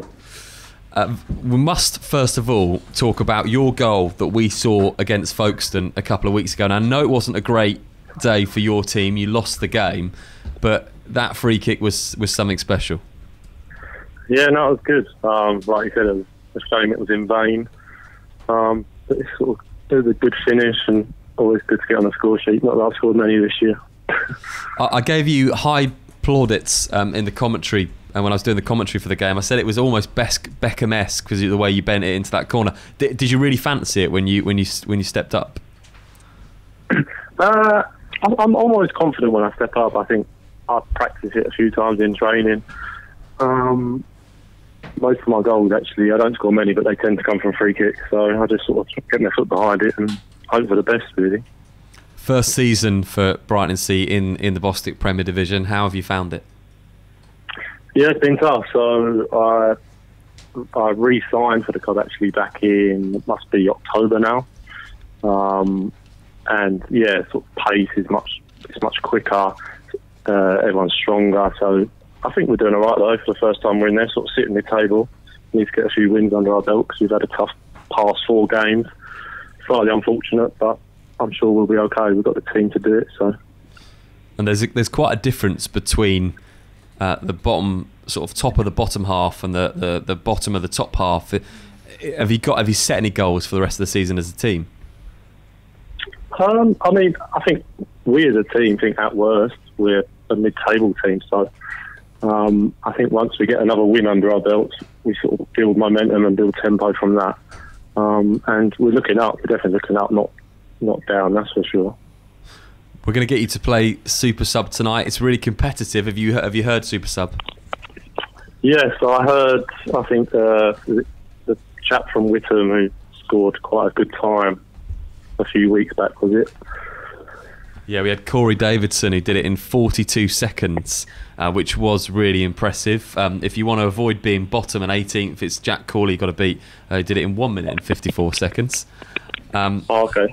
So you know the rules. All you've got to do is substitute the correct answer for any incorrect answer. It sounds really simple. It's always a little bit harder. We're going to get the stopwatch ready to go, and your time for Super Sub starts now. Rooney, Hennessy and Bridge all share what first name? David. Bristol City compete in which league? Premier League. Completely Bostik North team name? Milden Hall. Rovers. How many halves are there on a football pitch? 3. Name the R-named team who scored a stoppage time equaliser to draw 2-2 with Tottenham at the weekend in the FA Cup. Chelsea. Which Premier League team are known as the Saints? Swansea. What nationality is Eden Hazard? Welsh. Name a club whose home kit is striped. Man City. What is worn by a captain but no other players? Sunglasses. Jurgen Klopp is the manager of which team? Everton. Okay, stop the clock right there.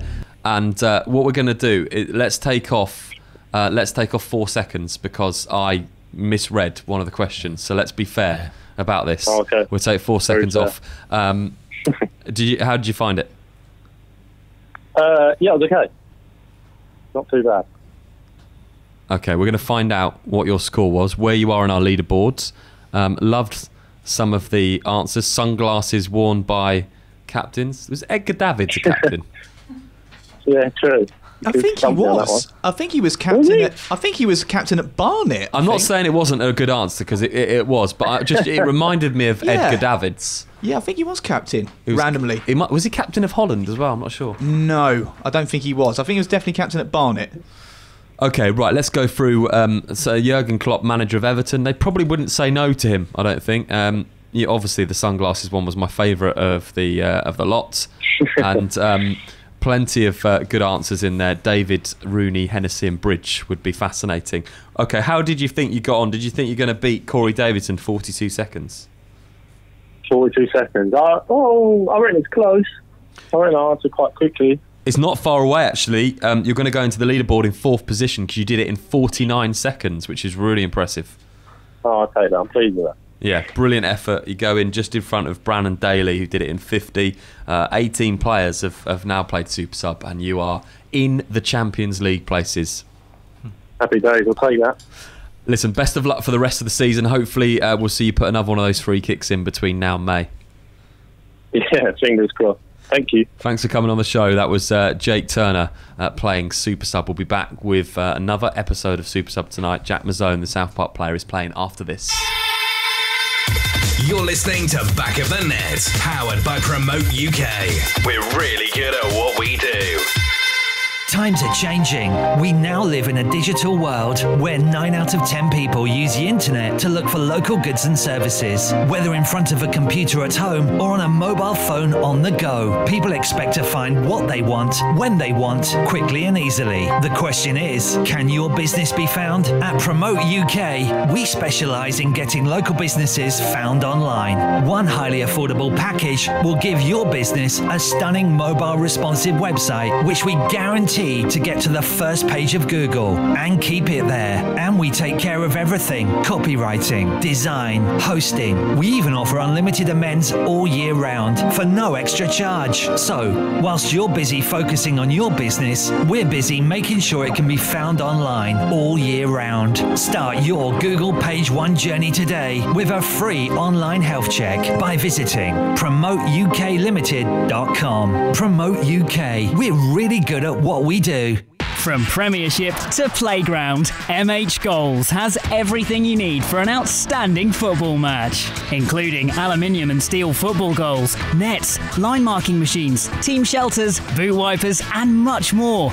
Buy with confidence direct from the manufacturer with great prices available across our whole range of sports equipment. What's more, we offer fantastic discounts for all FA affiliated clubs. We pride ourselves on British manufacturing. We make all our football goals here in the UK and conform to the latest British and European safety standards. So call MH Goals direct on 01502 711 298 or visit our online store at mhgoals.com. Are you a budding footballer sitting your GCSEs next summer, wondering what to do next? Want to play football while studying for qualifications that will get you into university? Dorking Wanderers Football Club are now recruiting for their football academy for 2018-2019. Based at their brand new state-of-the-art Meadowbank Stadium, you'll be playing in the National Conference Youth Alliance against the best clubs in the area each week, as well as the prestigious FA Youth Cup. You'll be studying BTEC Level 3 qualifications, equivalent to 3 A-levels, alongside professional coaching from our UEFA qualified coaches. For information on trials and open evenings, visit dorkingwanderers.com/academy or email academy@dorkingwanderers.com. Head to backofthenetsouth.co.uk tomorrow morning for video highlights and full match reaction of today's games. Back to your favourite non-league football show, powered by Promote UK. We're really good at what we do. Back of the Net, where it matters. Welcome back to the show tonight. We're going to get Jack Mazzone, the South Park player, to play Super Sub very shortly. I was just saying off air, James, that I remember, I think it was Family Fortunes. Well, perhaps what we should do with this game is we can get both players so they can't listen to each other, and then if they give a duplicate answer, you know that old sound that was like, you had to give something else. Because we have had a few with Super Sub where the next players come on and copied the first person. Well, not necessarily copied, but they've actually thought of the same thing because the first thing comes into your head, which would be quite interesting. I think it was Family Fortunes. Adam will know. He's on the end there. Can we rip the sound from Family Fortunes and actually use it? Potentially. Okay, we're going to have a look now at some previews of the weekend. Plenty of fixtures, important ones at this time of the season across the Bostik Premier Division. Before we do that, James, just go quickly to tonight's scores, because there are a couple of really big games, certainly in the Bostik Premier Division, where Folkestone are playing Billericay. They are indeed at the moment, and the last time we checked, Folkestone weren't winning by 1-0 with 14 minutes on the clock, so Billericay Town not looking too good.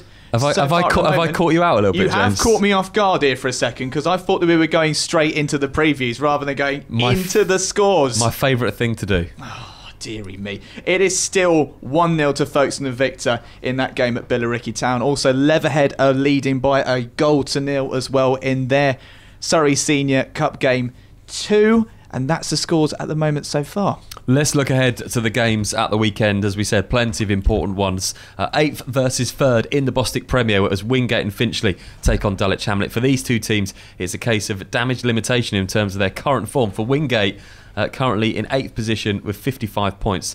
They'll want to bounce back after a 5-0 defeat away at Folkestone and Victor last weekend, and they'll have high hopes of getting back to winning ways against the Dulwich Hamlet side, who are currently languishing in 20th in the form table, would you believe? The Hamlet have only taken 5 points from their last 6 games, and it's seen them slip into 3rd position in the Bostik Premier with 63 points.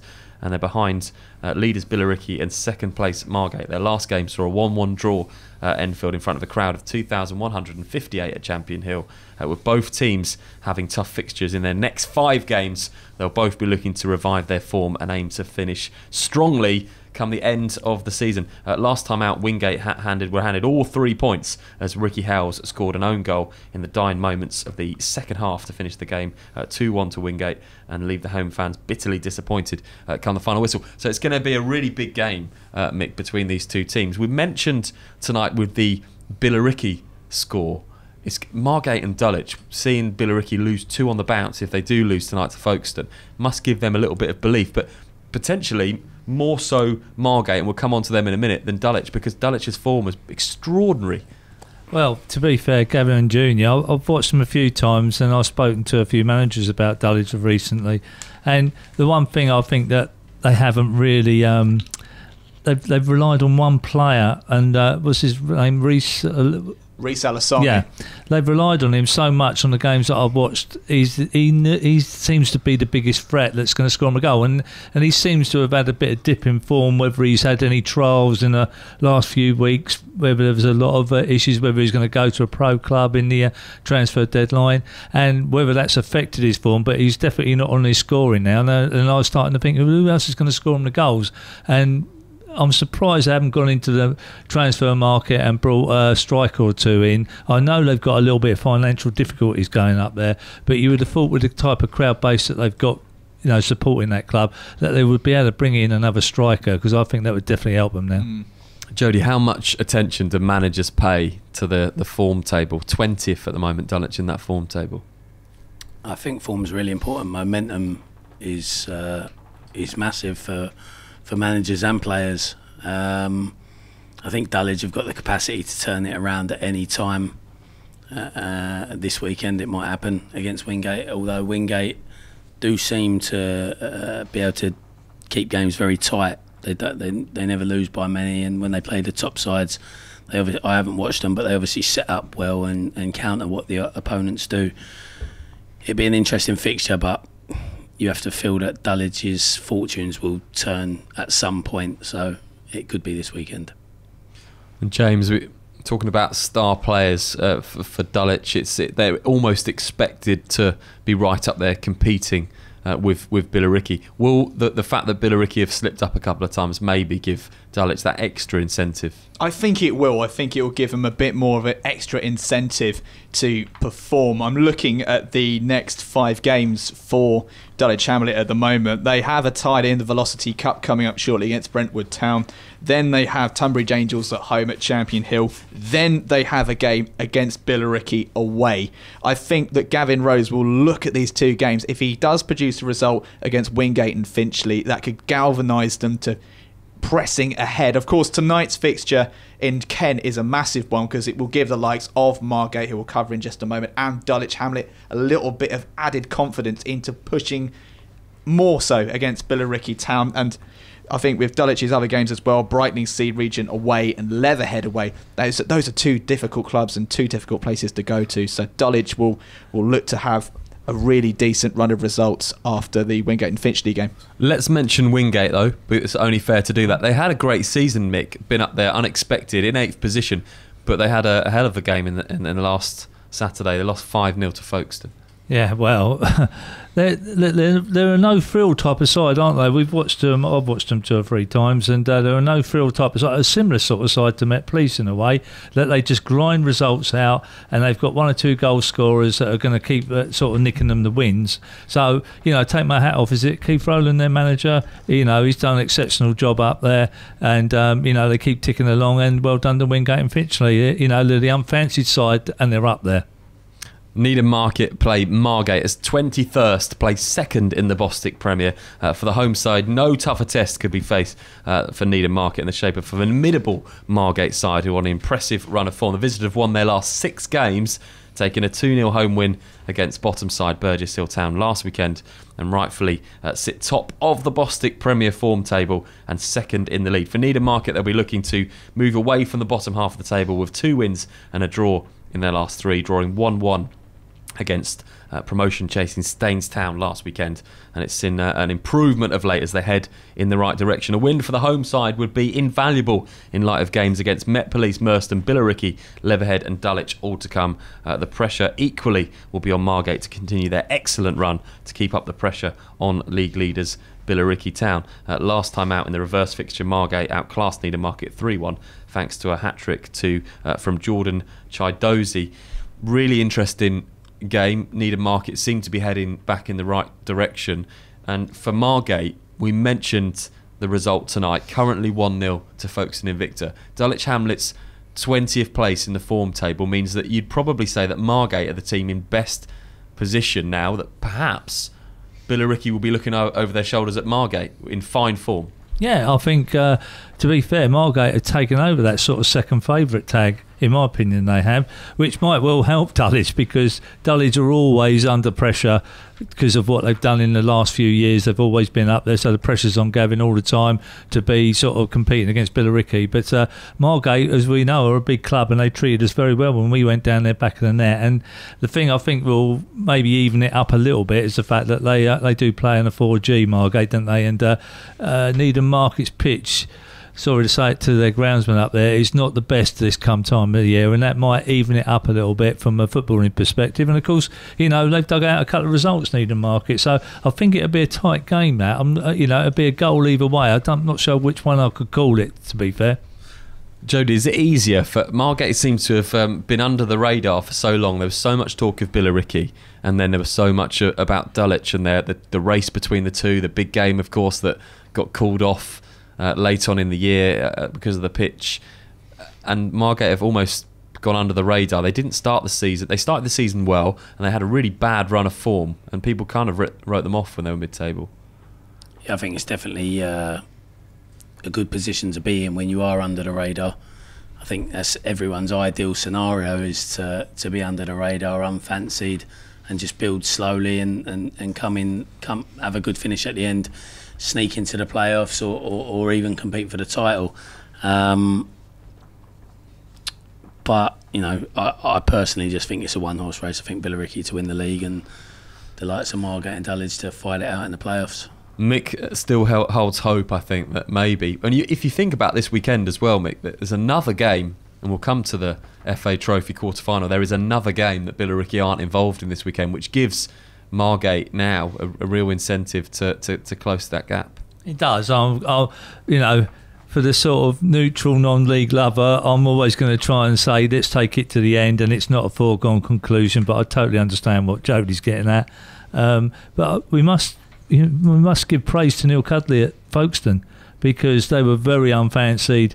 The guy's been there for so many years, Neil, and the way he talked it down when we interviewed him afterwards, he was expecting just to be mid-table. He said, we just take it now, and he's just... They're going into it under no pressure. That's what I think helps them. The fact that I definitely feel that they will be in the playoffs, Folkestone. They might be in the 4th or 5th position, but I do fancy they'll be in it. Moving to the Bostik South, Corinthian Casuals versus Sittingbourne sees 3rd against 16th. The home side, Casuals, have their eye firmly on automatic promotion. It's so close at the top of the Bostik South. They've gained ground on Lewis and Cray Wanderers thanks to both those teams failing to win at the weekend. Their form has seen them win their last 4 out of 6 games, including last week's Lasgarth 2-1 win away at Chipstead. Both goals come in the last moments of the second half for Casuals. As for Sittingbourne, they've only taken 6 points out of a possible 18 in their last 6, and they want to return to winning ways after last week's 2-1 defeat to East Grinstead Town at home. The away side will also be keeping their eye on the fixtures to see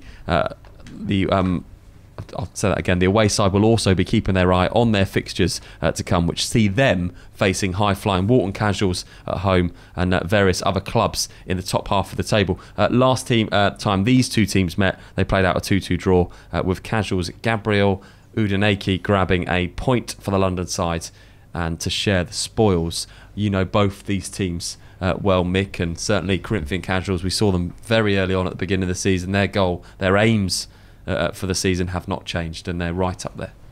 Well, what James Bracken has done is quite tremendous. I'm very surprised. Well, I'm sure he's been offered a lot of jobs higher up, and he's stuck with Corinthian Casuals, and he's got that team ticking. They play an expansive type of game, and I can't applaud him anymore for what they've really done. But Sittingbourne, are we talking about? Is that who they got on Saturday? Yes. Yeah, Sittingbourne. I'm not so sure they've had a game since Nick Davis has left that club. So I'm not quite sure how that's affected their team and how competitive they will become when they're playing Corinthian Casuals. I mean, Corinthian Casuals are on a big high at the minute, i.e. getting those late 2 goals against Chipstead last Saturday to win a game that they looked like certainly losing, and putting on a great spectacle against Billericay in the League Cup semi-final on Monday. So they're going into it full of confidence. I'm not with Sittingbourne. Are they the same Sittingbourne that we saw early season doing fantastically well under Nick Davis? Has the new guy that's come in through the academy system going to get them sort of like up and running straight away? Time will tell. Been a goal tonight, James? There has been another goal, thanks to our producer Adam, has just informed me it's 2-0 to Folkestone Invicta. Johan Terhorst has just scored on the stroke of half-time, and more trouble for Glen Tamplin and Billericay Town. This will be great news for Dulwich Hamlet and Margate. So it's Folkestone Invicta 2, Billericay Town 0. We'll talk more about Billericay in a moment as we look forward to our Bostik League Show game at the weekend. Greenwich Borough played Chipstead in the Bostik South as well. Mick, this division is absolutely brilliant. You've got Greenwich Borough on 64 points, Lewis on 71.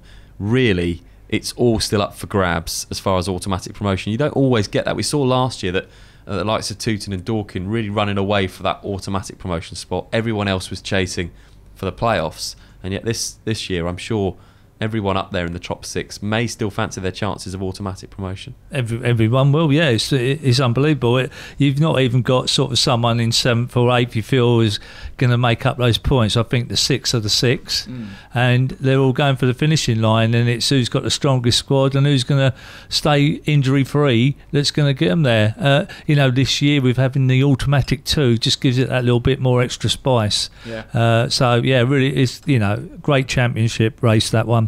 So looking forward to the very end of the season and who will be in those playoffs. I mean, Walton Casuals are the unfancied sides that are right, but they keep on ticking over and winning. What Anthony Gale's doing there behind the scenes. So when you look at Margate, what they've done and crept up on the backs, that's what Walton have done. They've just kept themselves in touch all the time, and sometimes it's this unfancied side that comes through the end that no one's expecting to do it. And Jodie, plenty of big games in the Bostik North at the weekend, and of course you're involved in that. games that see, such as AFC Hornchurch play Malden and Tiptree, Thirst against Sixth. It's really tight in that division as well. Perhaps you could say that AFC Hornchurch slightly running away with that top spot, but in below that, everyone will fancy their chances. Yeah, the AFC Hornchurch manager Jimmy McFarlane's had a stroke this week, so that's obviously sad, and give my best wishes to him and his family. But that could have a knock-on effect. He's been the manager there for a really long time, and if he's suddenly not in the dugout, it could have a knock-on effect. They lost 1-0 at the weekend to Sudbury. Their keeper Sam Mott wasn't available for that game, probably the best keeper in the division, so that will also have a knock-on effect. Malden and Tiptree are a good side, so could definitely take something from Hornchurch. I do, and have to apologise to the Malden and Tiptree fans. It's actually Bowers and Pitsea that play AFC Sudbury, but even still, a very competitive game. Bowers and Pitsea a little bit higher up as well. So it's a hard game for AFC Sudbury. But like you said, it may depend on the players on Saturday, and certainly they put themselves in the best position in the league. We did ask you the question earlier. I'm going to ask you again. When you look at the sides that are in the playoffs, and perhaps some of the inconsistencies around the results, do you still really fancy your chances? What, Heybridge? Do we fancy our chances? Oh, we're not thinking about the playoffs at the moment. We're still 15 points away from them. We'd have to put together a really good run to get in there. It's a very competitive division, though. As you can see, Cheshunt are second bottom in the league, and I think they're unbeaten in 6. Sudbury were sort of languishing around 14th, 15th. But have steadily climbed, and they're taking points off everyone. They beat top of the league Hornchurch. They beat us 2 or 3 weeks ago, and they will be a really stern test for Bowers and Pitsea, no doubt. We're going to look at our Bostik League Show game at the weekend as Billericay take on Wildston in the FA Trophy quarter-finals. Before we do that, I'm going to go to the phone lines again and say a very good evening to Jack Mazzone, the South Park player. Jack, good evening to you. Good evening, how you doing? Yeah, really good, thanks. Talk us through, we've just been talking about the Bostik South this year. Talk us through your season so far. As a team, I don't think it's going too bad actually. Patchy period over Christmas time, but coming out the other side of it, picked up a bit of form, and we're struggling a little bit with the pitch, I think, which is we're finding it hard to get a bit of consistency. But apart from that, a few games in hand, we're looking forward to playing those games and see if we can make up some points. Do you fancy that you can possibly make a charge for the playoffs? It's a long way to go. I mean, we have got 5 games around, 6 games around 5 games. It's a long shot, but I definitely wouldn't rule it out. How confident are you tonight with Super Sub? I'm a bit nervous, but sometimes footballers, they live off the nose, don't they? Bit of adrenaline. All you got to do is substitute the correct answer for any wrong answer. It sounds so simple. You got 42 seconds to beat if you want to go top of the leaderboard. We're going to get the stopwatch ready to go, and we wish you the best of luck as you play tonight. And we start your time now. Rooney, Hennessy and Bridge all share what first name? Gareth. Bristol City compete in which league? Bostik Div 1. Complete the Bostik North team name. Milden Hall. Inverness, Caledonia Official. How many halves are there on a football pitch? 62. Name the R-named team who drew in stoppage time equaliser 2-2 with Tottenham in the FA Cup at the weekend. Cowden Beast. Which Premier League team are known as the Saints? Everton. What nationality is Eden Hazard? English. Name a club whose home kit is striped. West Ham. What is worn by a captain but no other players? Headband. Jurgen Klopp is the manager of which team? Nashville Football Club. Stop the clock there. Let's stop it. That was I like that. It was a decent effort. We're going to find out what your score was. Do you think you're going to make the top 4 tonight? Just shy, I reckon. 49 seconds. 48 seconds would get you into the top 4 this evening. It is a bit more difficult than it seems. It is. When you get put on the spot, panic stations everywhere. Yeah, but you did go through them quickly. I don't think you'll have any problem in being in the top half and maybe just make a UEFA Cup spot. We've got 19 players, including you, that have taken part in Super Sub tonight. So let's have a look at your answers. Let's have a look now, just getting past them to me. Okay, right, some great answers in there as well. Particularly liked the Inverness Caledonian Thistle. Is that what you... that was a good one. Also, name a team. Probably the one question that you maybe tripped up on was name a club whose home kit is striped, and you went for West Ham. I racked off 3 in my head and I went, nope, stripe. Jurgen Klopp's the manager of Nutfield as well. I'm sure they'll be pleased. Okay, right. You are in 7th position. You got 51 seconds you did it in. So 7th place is not bad. You might just squeeze into a UEFA Cup spot if somebody wins a cup or something like that. I don't know how it works. But a pleasing effort, and you're not bottom, which is great. I say 18 players that have taken part tonight in that. So listen, well done, Jack. We wish you best of luck for the rest of the season. Cheers, thanks very much. Brilliant. That was Jack Mazzone, the South Park player, playing Super Sub. We'll have 2 more players on to play that next week. Let us know how you got on, official BOTN, if you took part in that. Where did you come unstuck? We're going to focus right now on the game at the weekend, which is going to be the Bostik League Show game. James, we've been talking about Billericay tonight. 2-0 down to Folkestone. I know they played in the Cup on Monday, but they also lost to Leiston at the weekend. It's not happened. Two league games in a row defeated is I believe the last time they lost in the league was the first day of the season. Yes, it was. I think the only defeat they had in the season, when it was at the very start, I think it was a 1-0 loss against Kingstonian, I believe, when they lost at the beginning of the season. Yeah. So, yeah, this is going to be a real test, I think, for Billericay and Glen Tamplin, because, again, they've had such a winning mentality throughout the majority of the season. And arguably, you could think, could this be the start of the other clubs coming back into form? Will Glen and everybody else at Billericay see this game at Wealdstone as a distraction? What effect will it have, Jodie, on that Cup game? We're expecting a big attendance. It's the FA Trophy. It's an opportunity to get to Wembley. Can they really put the league behind them for that one game? I haven't seen their squad tonight, so I don't know whether they've heavily rotated to save players for Saturday or not. The alarm bells ring for me with Billericay when I just see them continually signing new players.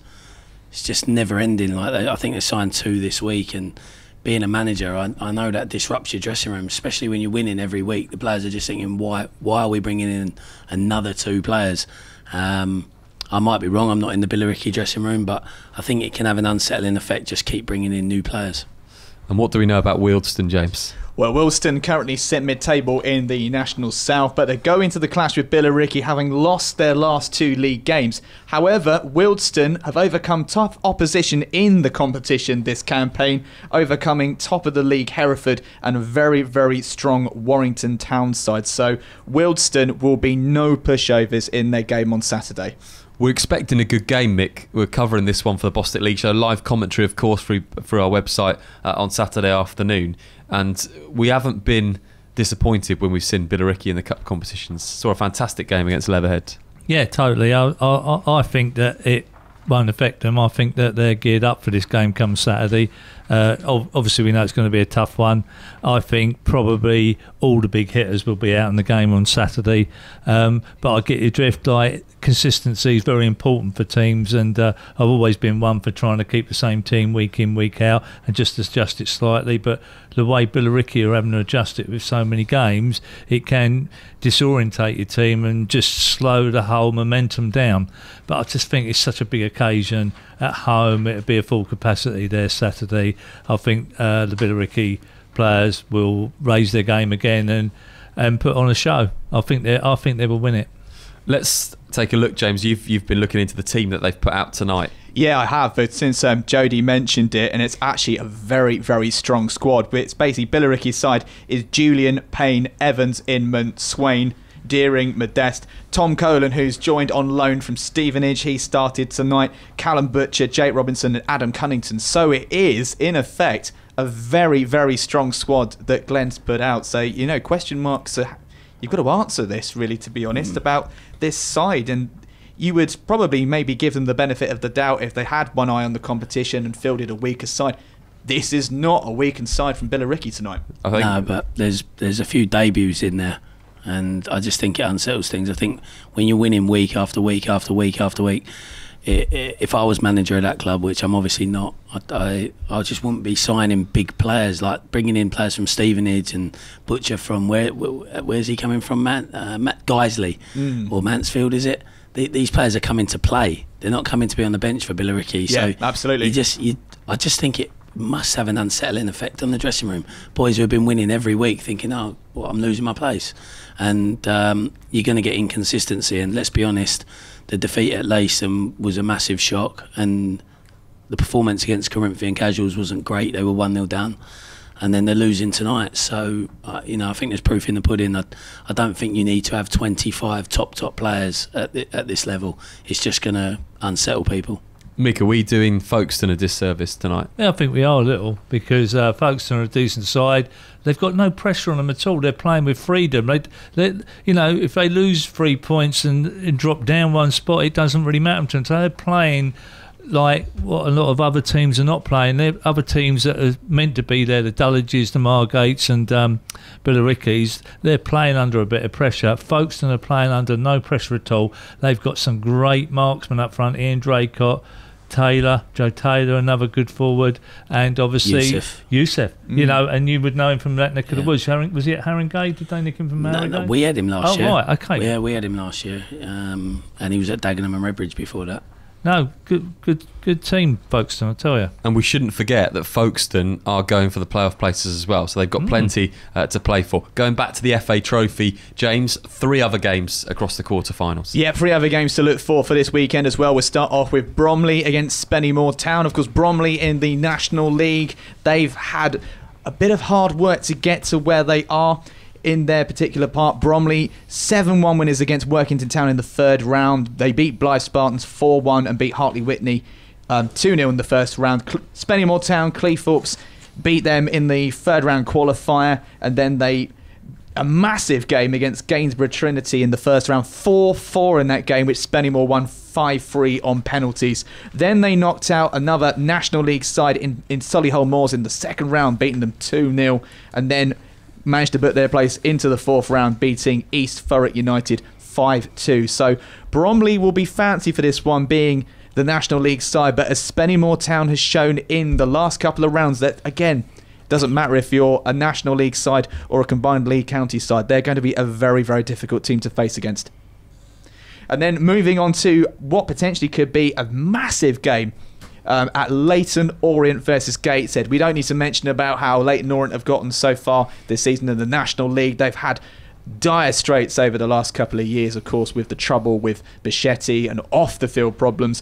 This is proving to be quite a distraction for them, even though they're not doing so well in the National League, despite having one of the best teams in the league. As we go through from the 1st round, Leyton Orient beat Haringey Borough by 2-1. Gateshead beat Guiseley 2-1 after extra time. Moving into the 2nd round, Orient beat Bognor Regis 2-1. Gateshead managed to beat Boreham Wood in replay to make their way through to the 3rd round. A real humdinger of a game in the 3rd round for Leyton Orient against Dover. They won 4-3 with a 90th minute winner in that game, and Gateshead beat Maidstone 3-0 to book their place into the 4th round. And finally, of the games in the FA Trophy this weekend, Stockport County versus Brackley. Of course, we mentioned Stockport County earlier on. They've had a fall from grace over the last couple of years. They've done very well in the competition. Brackley Town, though, had a massive scalp last round. They beat Sutton United as they put their place into the 4th round. So a lot of competitive games going on this weekend. We could see some very, very interesting teams make their way into the latter stages of the FA Trophy. So the FA Trophy is a really exciting stage. Who do we fancy? Well, to me, my ideal final would be Billericay to support the Bostik League, of course, and Bromley, because I know Neil Smith, good guy. He's learnt his trade sort of as a decent player anyway, but he learnt his trade through Croydon Athletic with Tim there, and he's got a good connection to this level. So to me, that's the final I'd love it to be. I think Leyton Orient should go all out to try and win it. They've had a bad few years. They're not had a great season this year. Justin Edinburgh's come in. They're safe. They're not going to get relegated. So I think they should go all out, try and win the competition, give their fans a day out at Wembley. And I think on paper they're the strongest squad in it if they can get it together. And I think the final I would like to see would be Leyton Orient Billericay, because I think there's such a contrast between two sides. You've got one side which are obviously, at this time of talking, are in the ascendancy. They are building a fan base. Leyton Orient have got a massive fan base. In honesty, they should not be in the National League. They should still be a Football League club. And like what Jody said just a moment ago, they've had a tough time in the last couple of years with off-the-field problems. A day at Wembley would do them a power of good. Be interested to see the odds for the FA Trophy, because I think there was a stat that was mentioned, the top half of the National League, the teams aren't in it. So we'll get Adam to check, because we knew this was going to happen. You probably think we've mentioned different teams there, but actually that all those sides might fancy their chances. It all depends how seriously the teams take the competition. Do the national teams go full strength? That's what causes these shocks when they don't go full strength, because normally, full-time players should beat part-time players. Moving on to the National South, we talk about this again most weeks, just like we do in the Bostik South. It's so close at the top of the table. The likes of Welling United, Bath City, Braintree, I'm sure will fancy their chances to go into the playoff positions. Of course, it's a revamped playoffs. There's a quarter-finals with the second and third place getting a bye into the semi-finals. I quite like the idea. We talked about it a couple of weeks ago on the show. There's a couple of big games in this division. Hemel Hempstead Town take on Havant and Waterlooville. Hemel Hempstead in 5th position take on second-placed Havant, who are 3 points away from Dartford and do have 3 games in hand. It's a real fascinating, for any football fan, and we talk about ground hoppers, the National South this year is a great place to be. It's fantastic. I know that James Batchelor behind me is a humongous fan of Havant and Waterlooville, so he'll be cheering on for Havant at the weekend. But I'm just looking at the table. If you discount Dartford, who are currently leading the league, between 2nd and 12th, anybody could get into the playoff places. It's an incredible league so far this season, and any of those teams, you could simply pick them out and you could say, right, they could be promoted. They could be promoted. There is no singular team which you would say, right, they've won the league. And this is what's making the Vanarama South such an interesting league. And for the neutrals, like I think everyone around this table, it's a really fantastic league to get involved in. Last one to mention, Dartford played Truro City. So Dartford, of course, top against Truro City, who are in 7th place and can go up a couple of places if they win that game. Plenty of football, of course, in the National League and the National North today. We just picked out the National South as an example of 2 big games. But final word, Jody, on that. Great as a football fan of non-league like we are. When we look across these divisions, that's one you probably look at as a manager and think, oh, it'd be great to be involved in that for a place in the National League. Yeah, it is an exciting run in there, and there's teams that are outside it that have hit form. Welling have hit good form lately, had some had some impressive results. Good sneak in there. Braintree Town's quite local to me. From what I understand, they've had some budget cuts there, so they were joint top about 2 weeks ago, and they seem to be falling away now.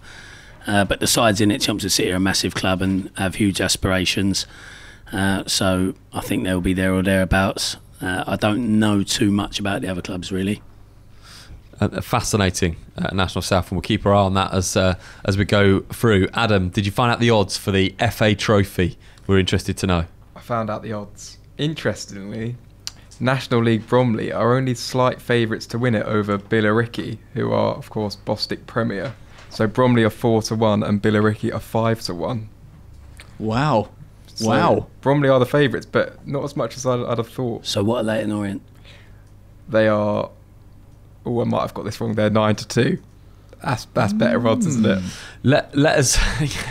Well, if it was all simple ones, it would have been easier for me. But they've thrown in a 9-2 there, and it's a bit rogue. Okay, we'll take Adam off that for next week. Official BOTN, if you want to let us know who your favourites are. Perhaps what we could do is after the show we'll have a poll, and we'll give a vote, maybe top 3, and we'll let you vote on who you think is going to win the FA Trophy. There we go.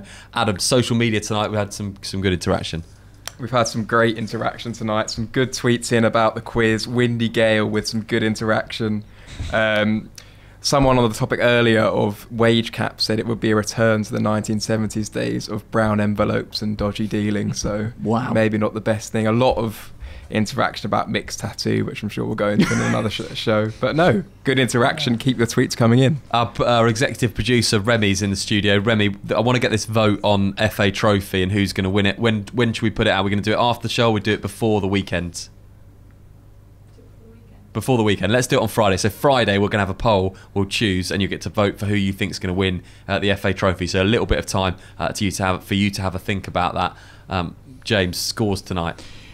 I was just going to say I wasn't going to go for the scores because I know we're running out of time. I'll keep it brief. I just want to wish the best of luck to Ossett Albion and Ossett Town. Ossett Albion have got a game against Prescott Cables, and Ossett Town have got a game against Ramsbottom United. So best of luck to the Ossets before they merge into United. Can we write a letter to those two clubs and get their shirts here before next Wednesday? I just feel that it would be great to have. That'd be brilliant. Ossett Town and Ossett, what's the other? Ossett Albion. Ossett Albion, before they become United. There we go. We'll give a job for Adam tonight to write a letter next week. I want to see their two shirts. A letter or a tweet. Do a tweet. Do a tweet. Do a tweet. I mean, unless it's a bit old school. It's a bit lazy, but well, do a tweet. See how carrier pigeon. See how you get on. See how you get on, and then if not, maybe you have to write a letter. I don't know. People out there, tweet at official back of the net. Put the pressure on. At official BOTN, that should be. Put the pressure on Ossett Albion and Ossett Town to get us shirts for next show. Maybe what we'll have to do is we'll clip this bit of the show up, and then we will get this out as a plea to Ossett Town and Ossett Albion. Please donate your shirts. Look in front of us. We have wonderful shirts. We've got a lot more in our collection as well. And if you donate them, we'll put yours on the table for next week before you merge, please. That would be great. Okay, that's it for the show tonight. Don't forget you can download the podcast if you missed any of it. That'll be available from Friday morning. All you need to do is search Back of the Net on the iTunes store. My thanks tonight to James Cummins, Jodie Brown and Mick Sullivan. We'll be back next week from 7 o'clock. We'll join you then.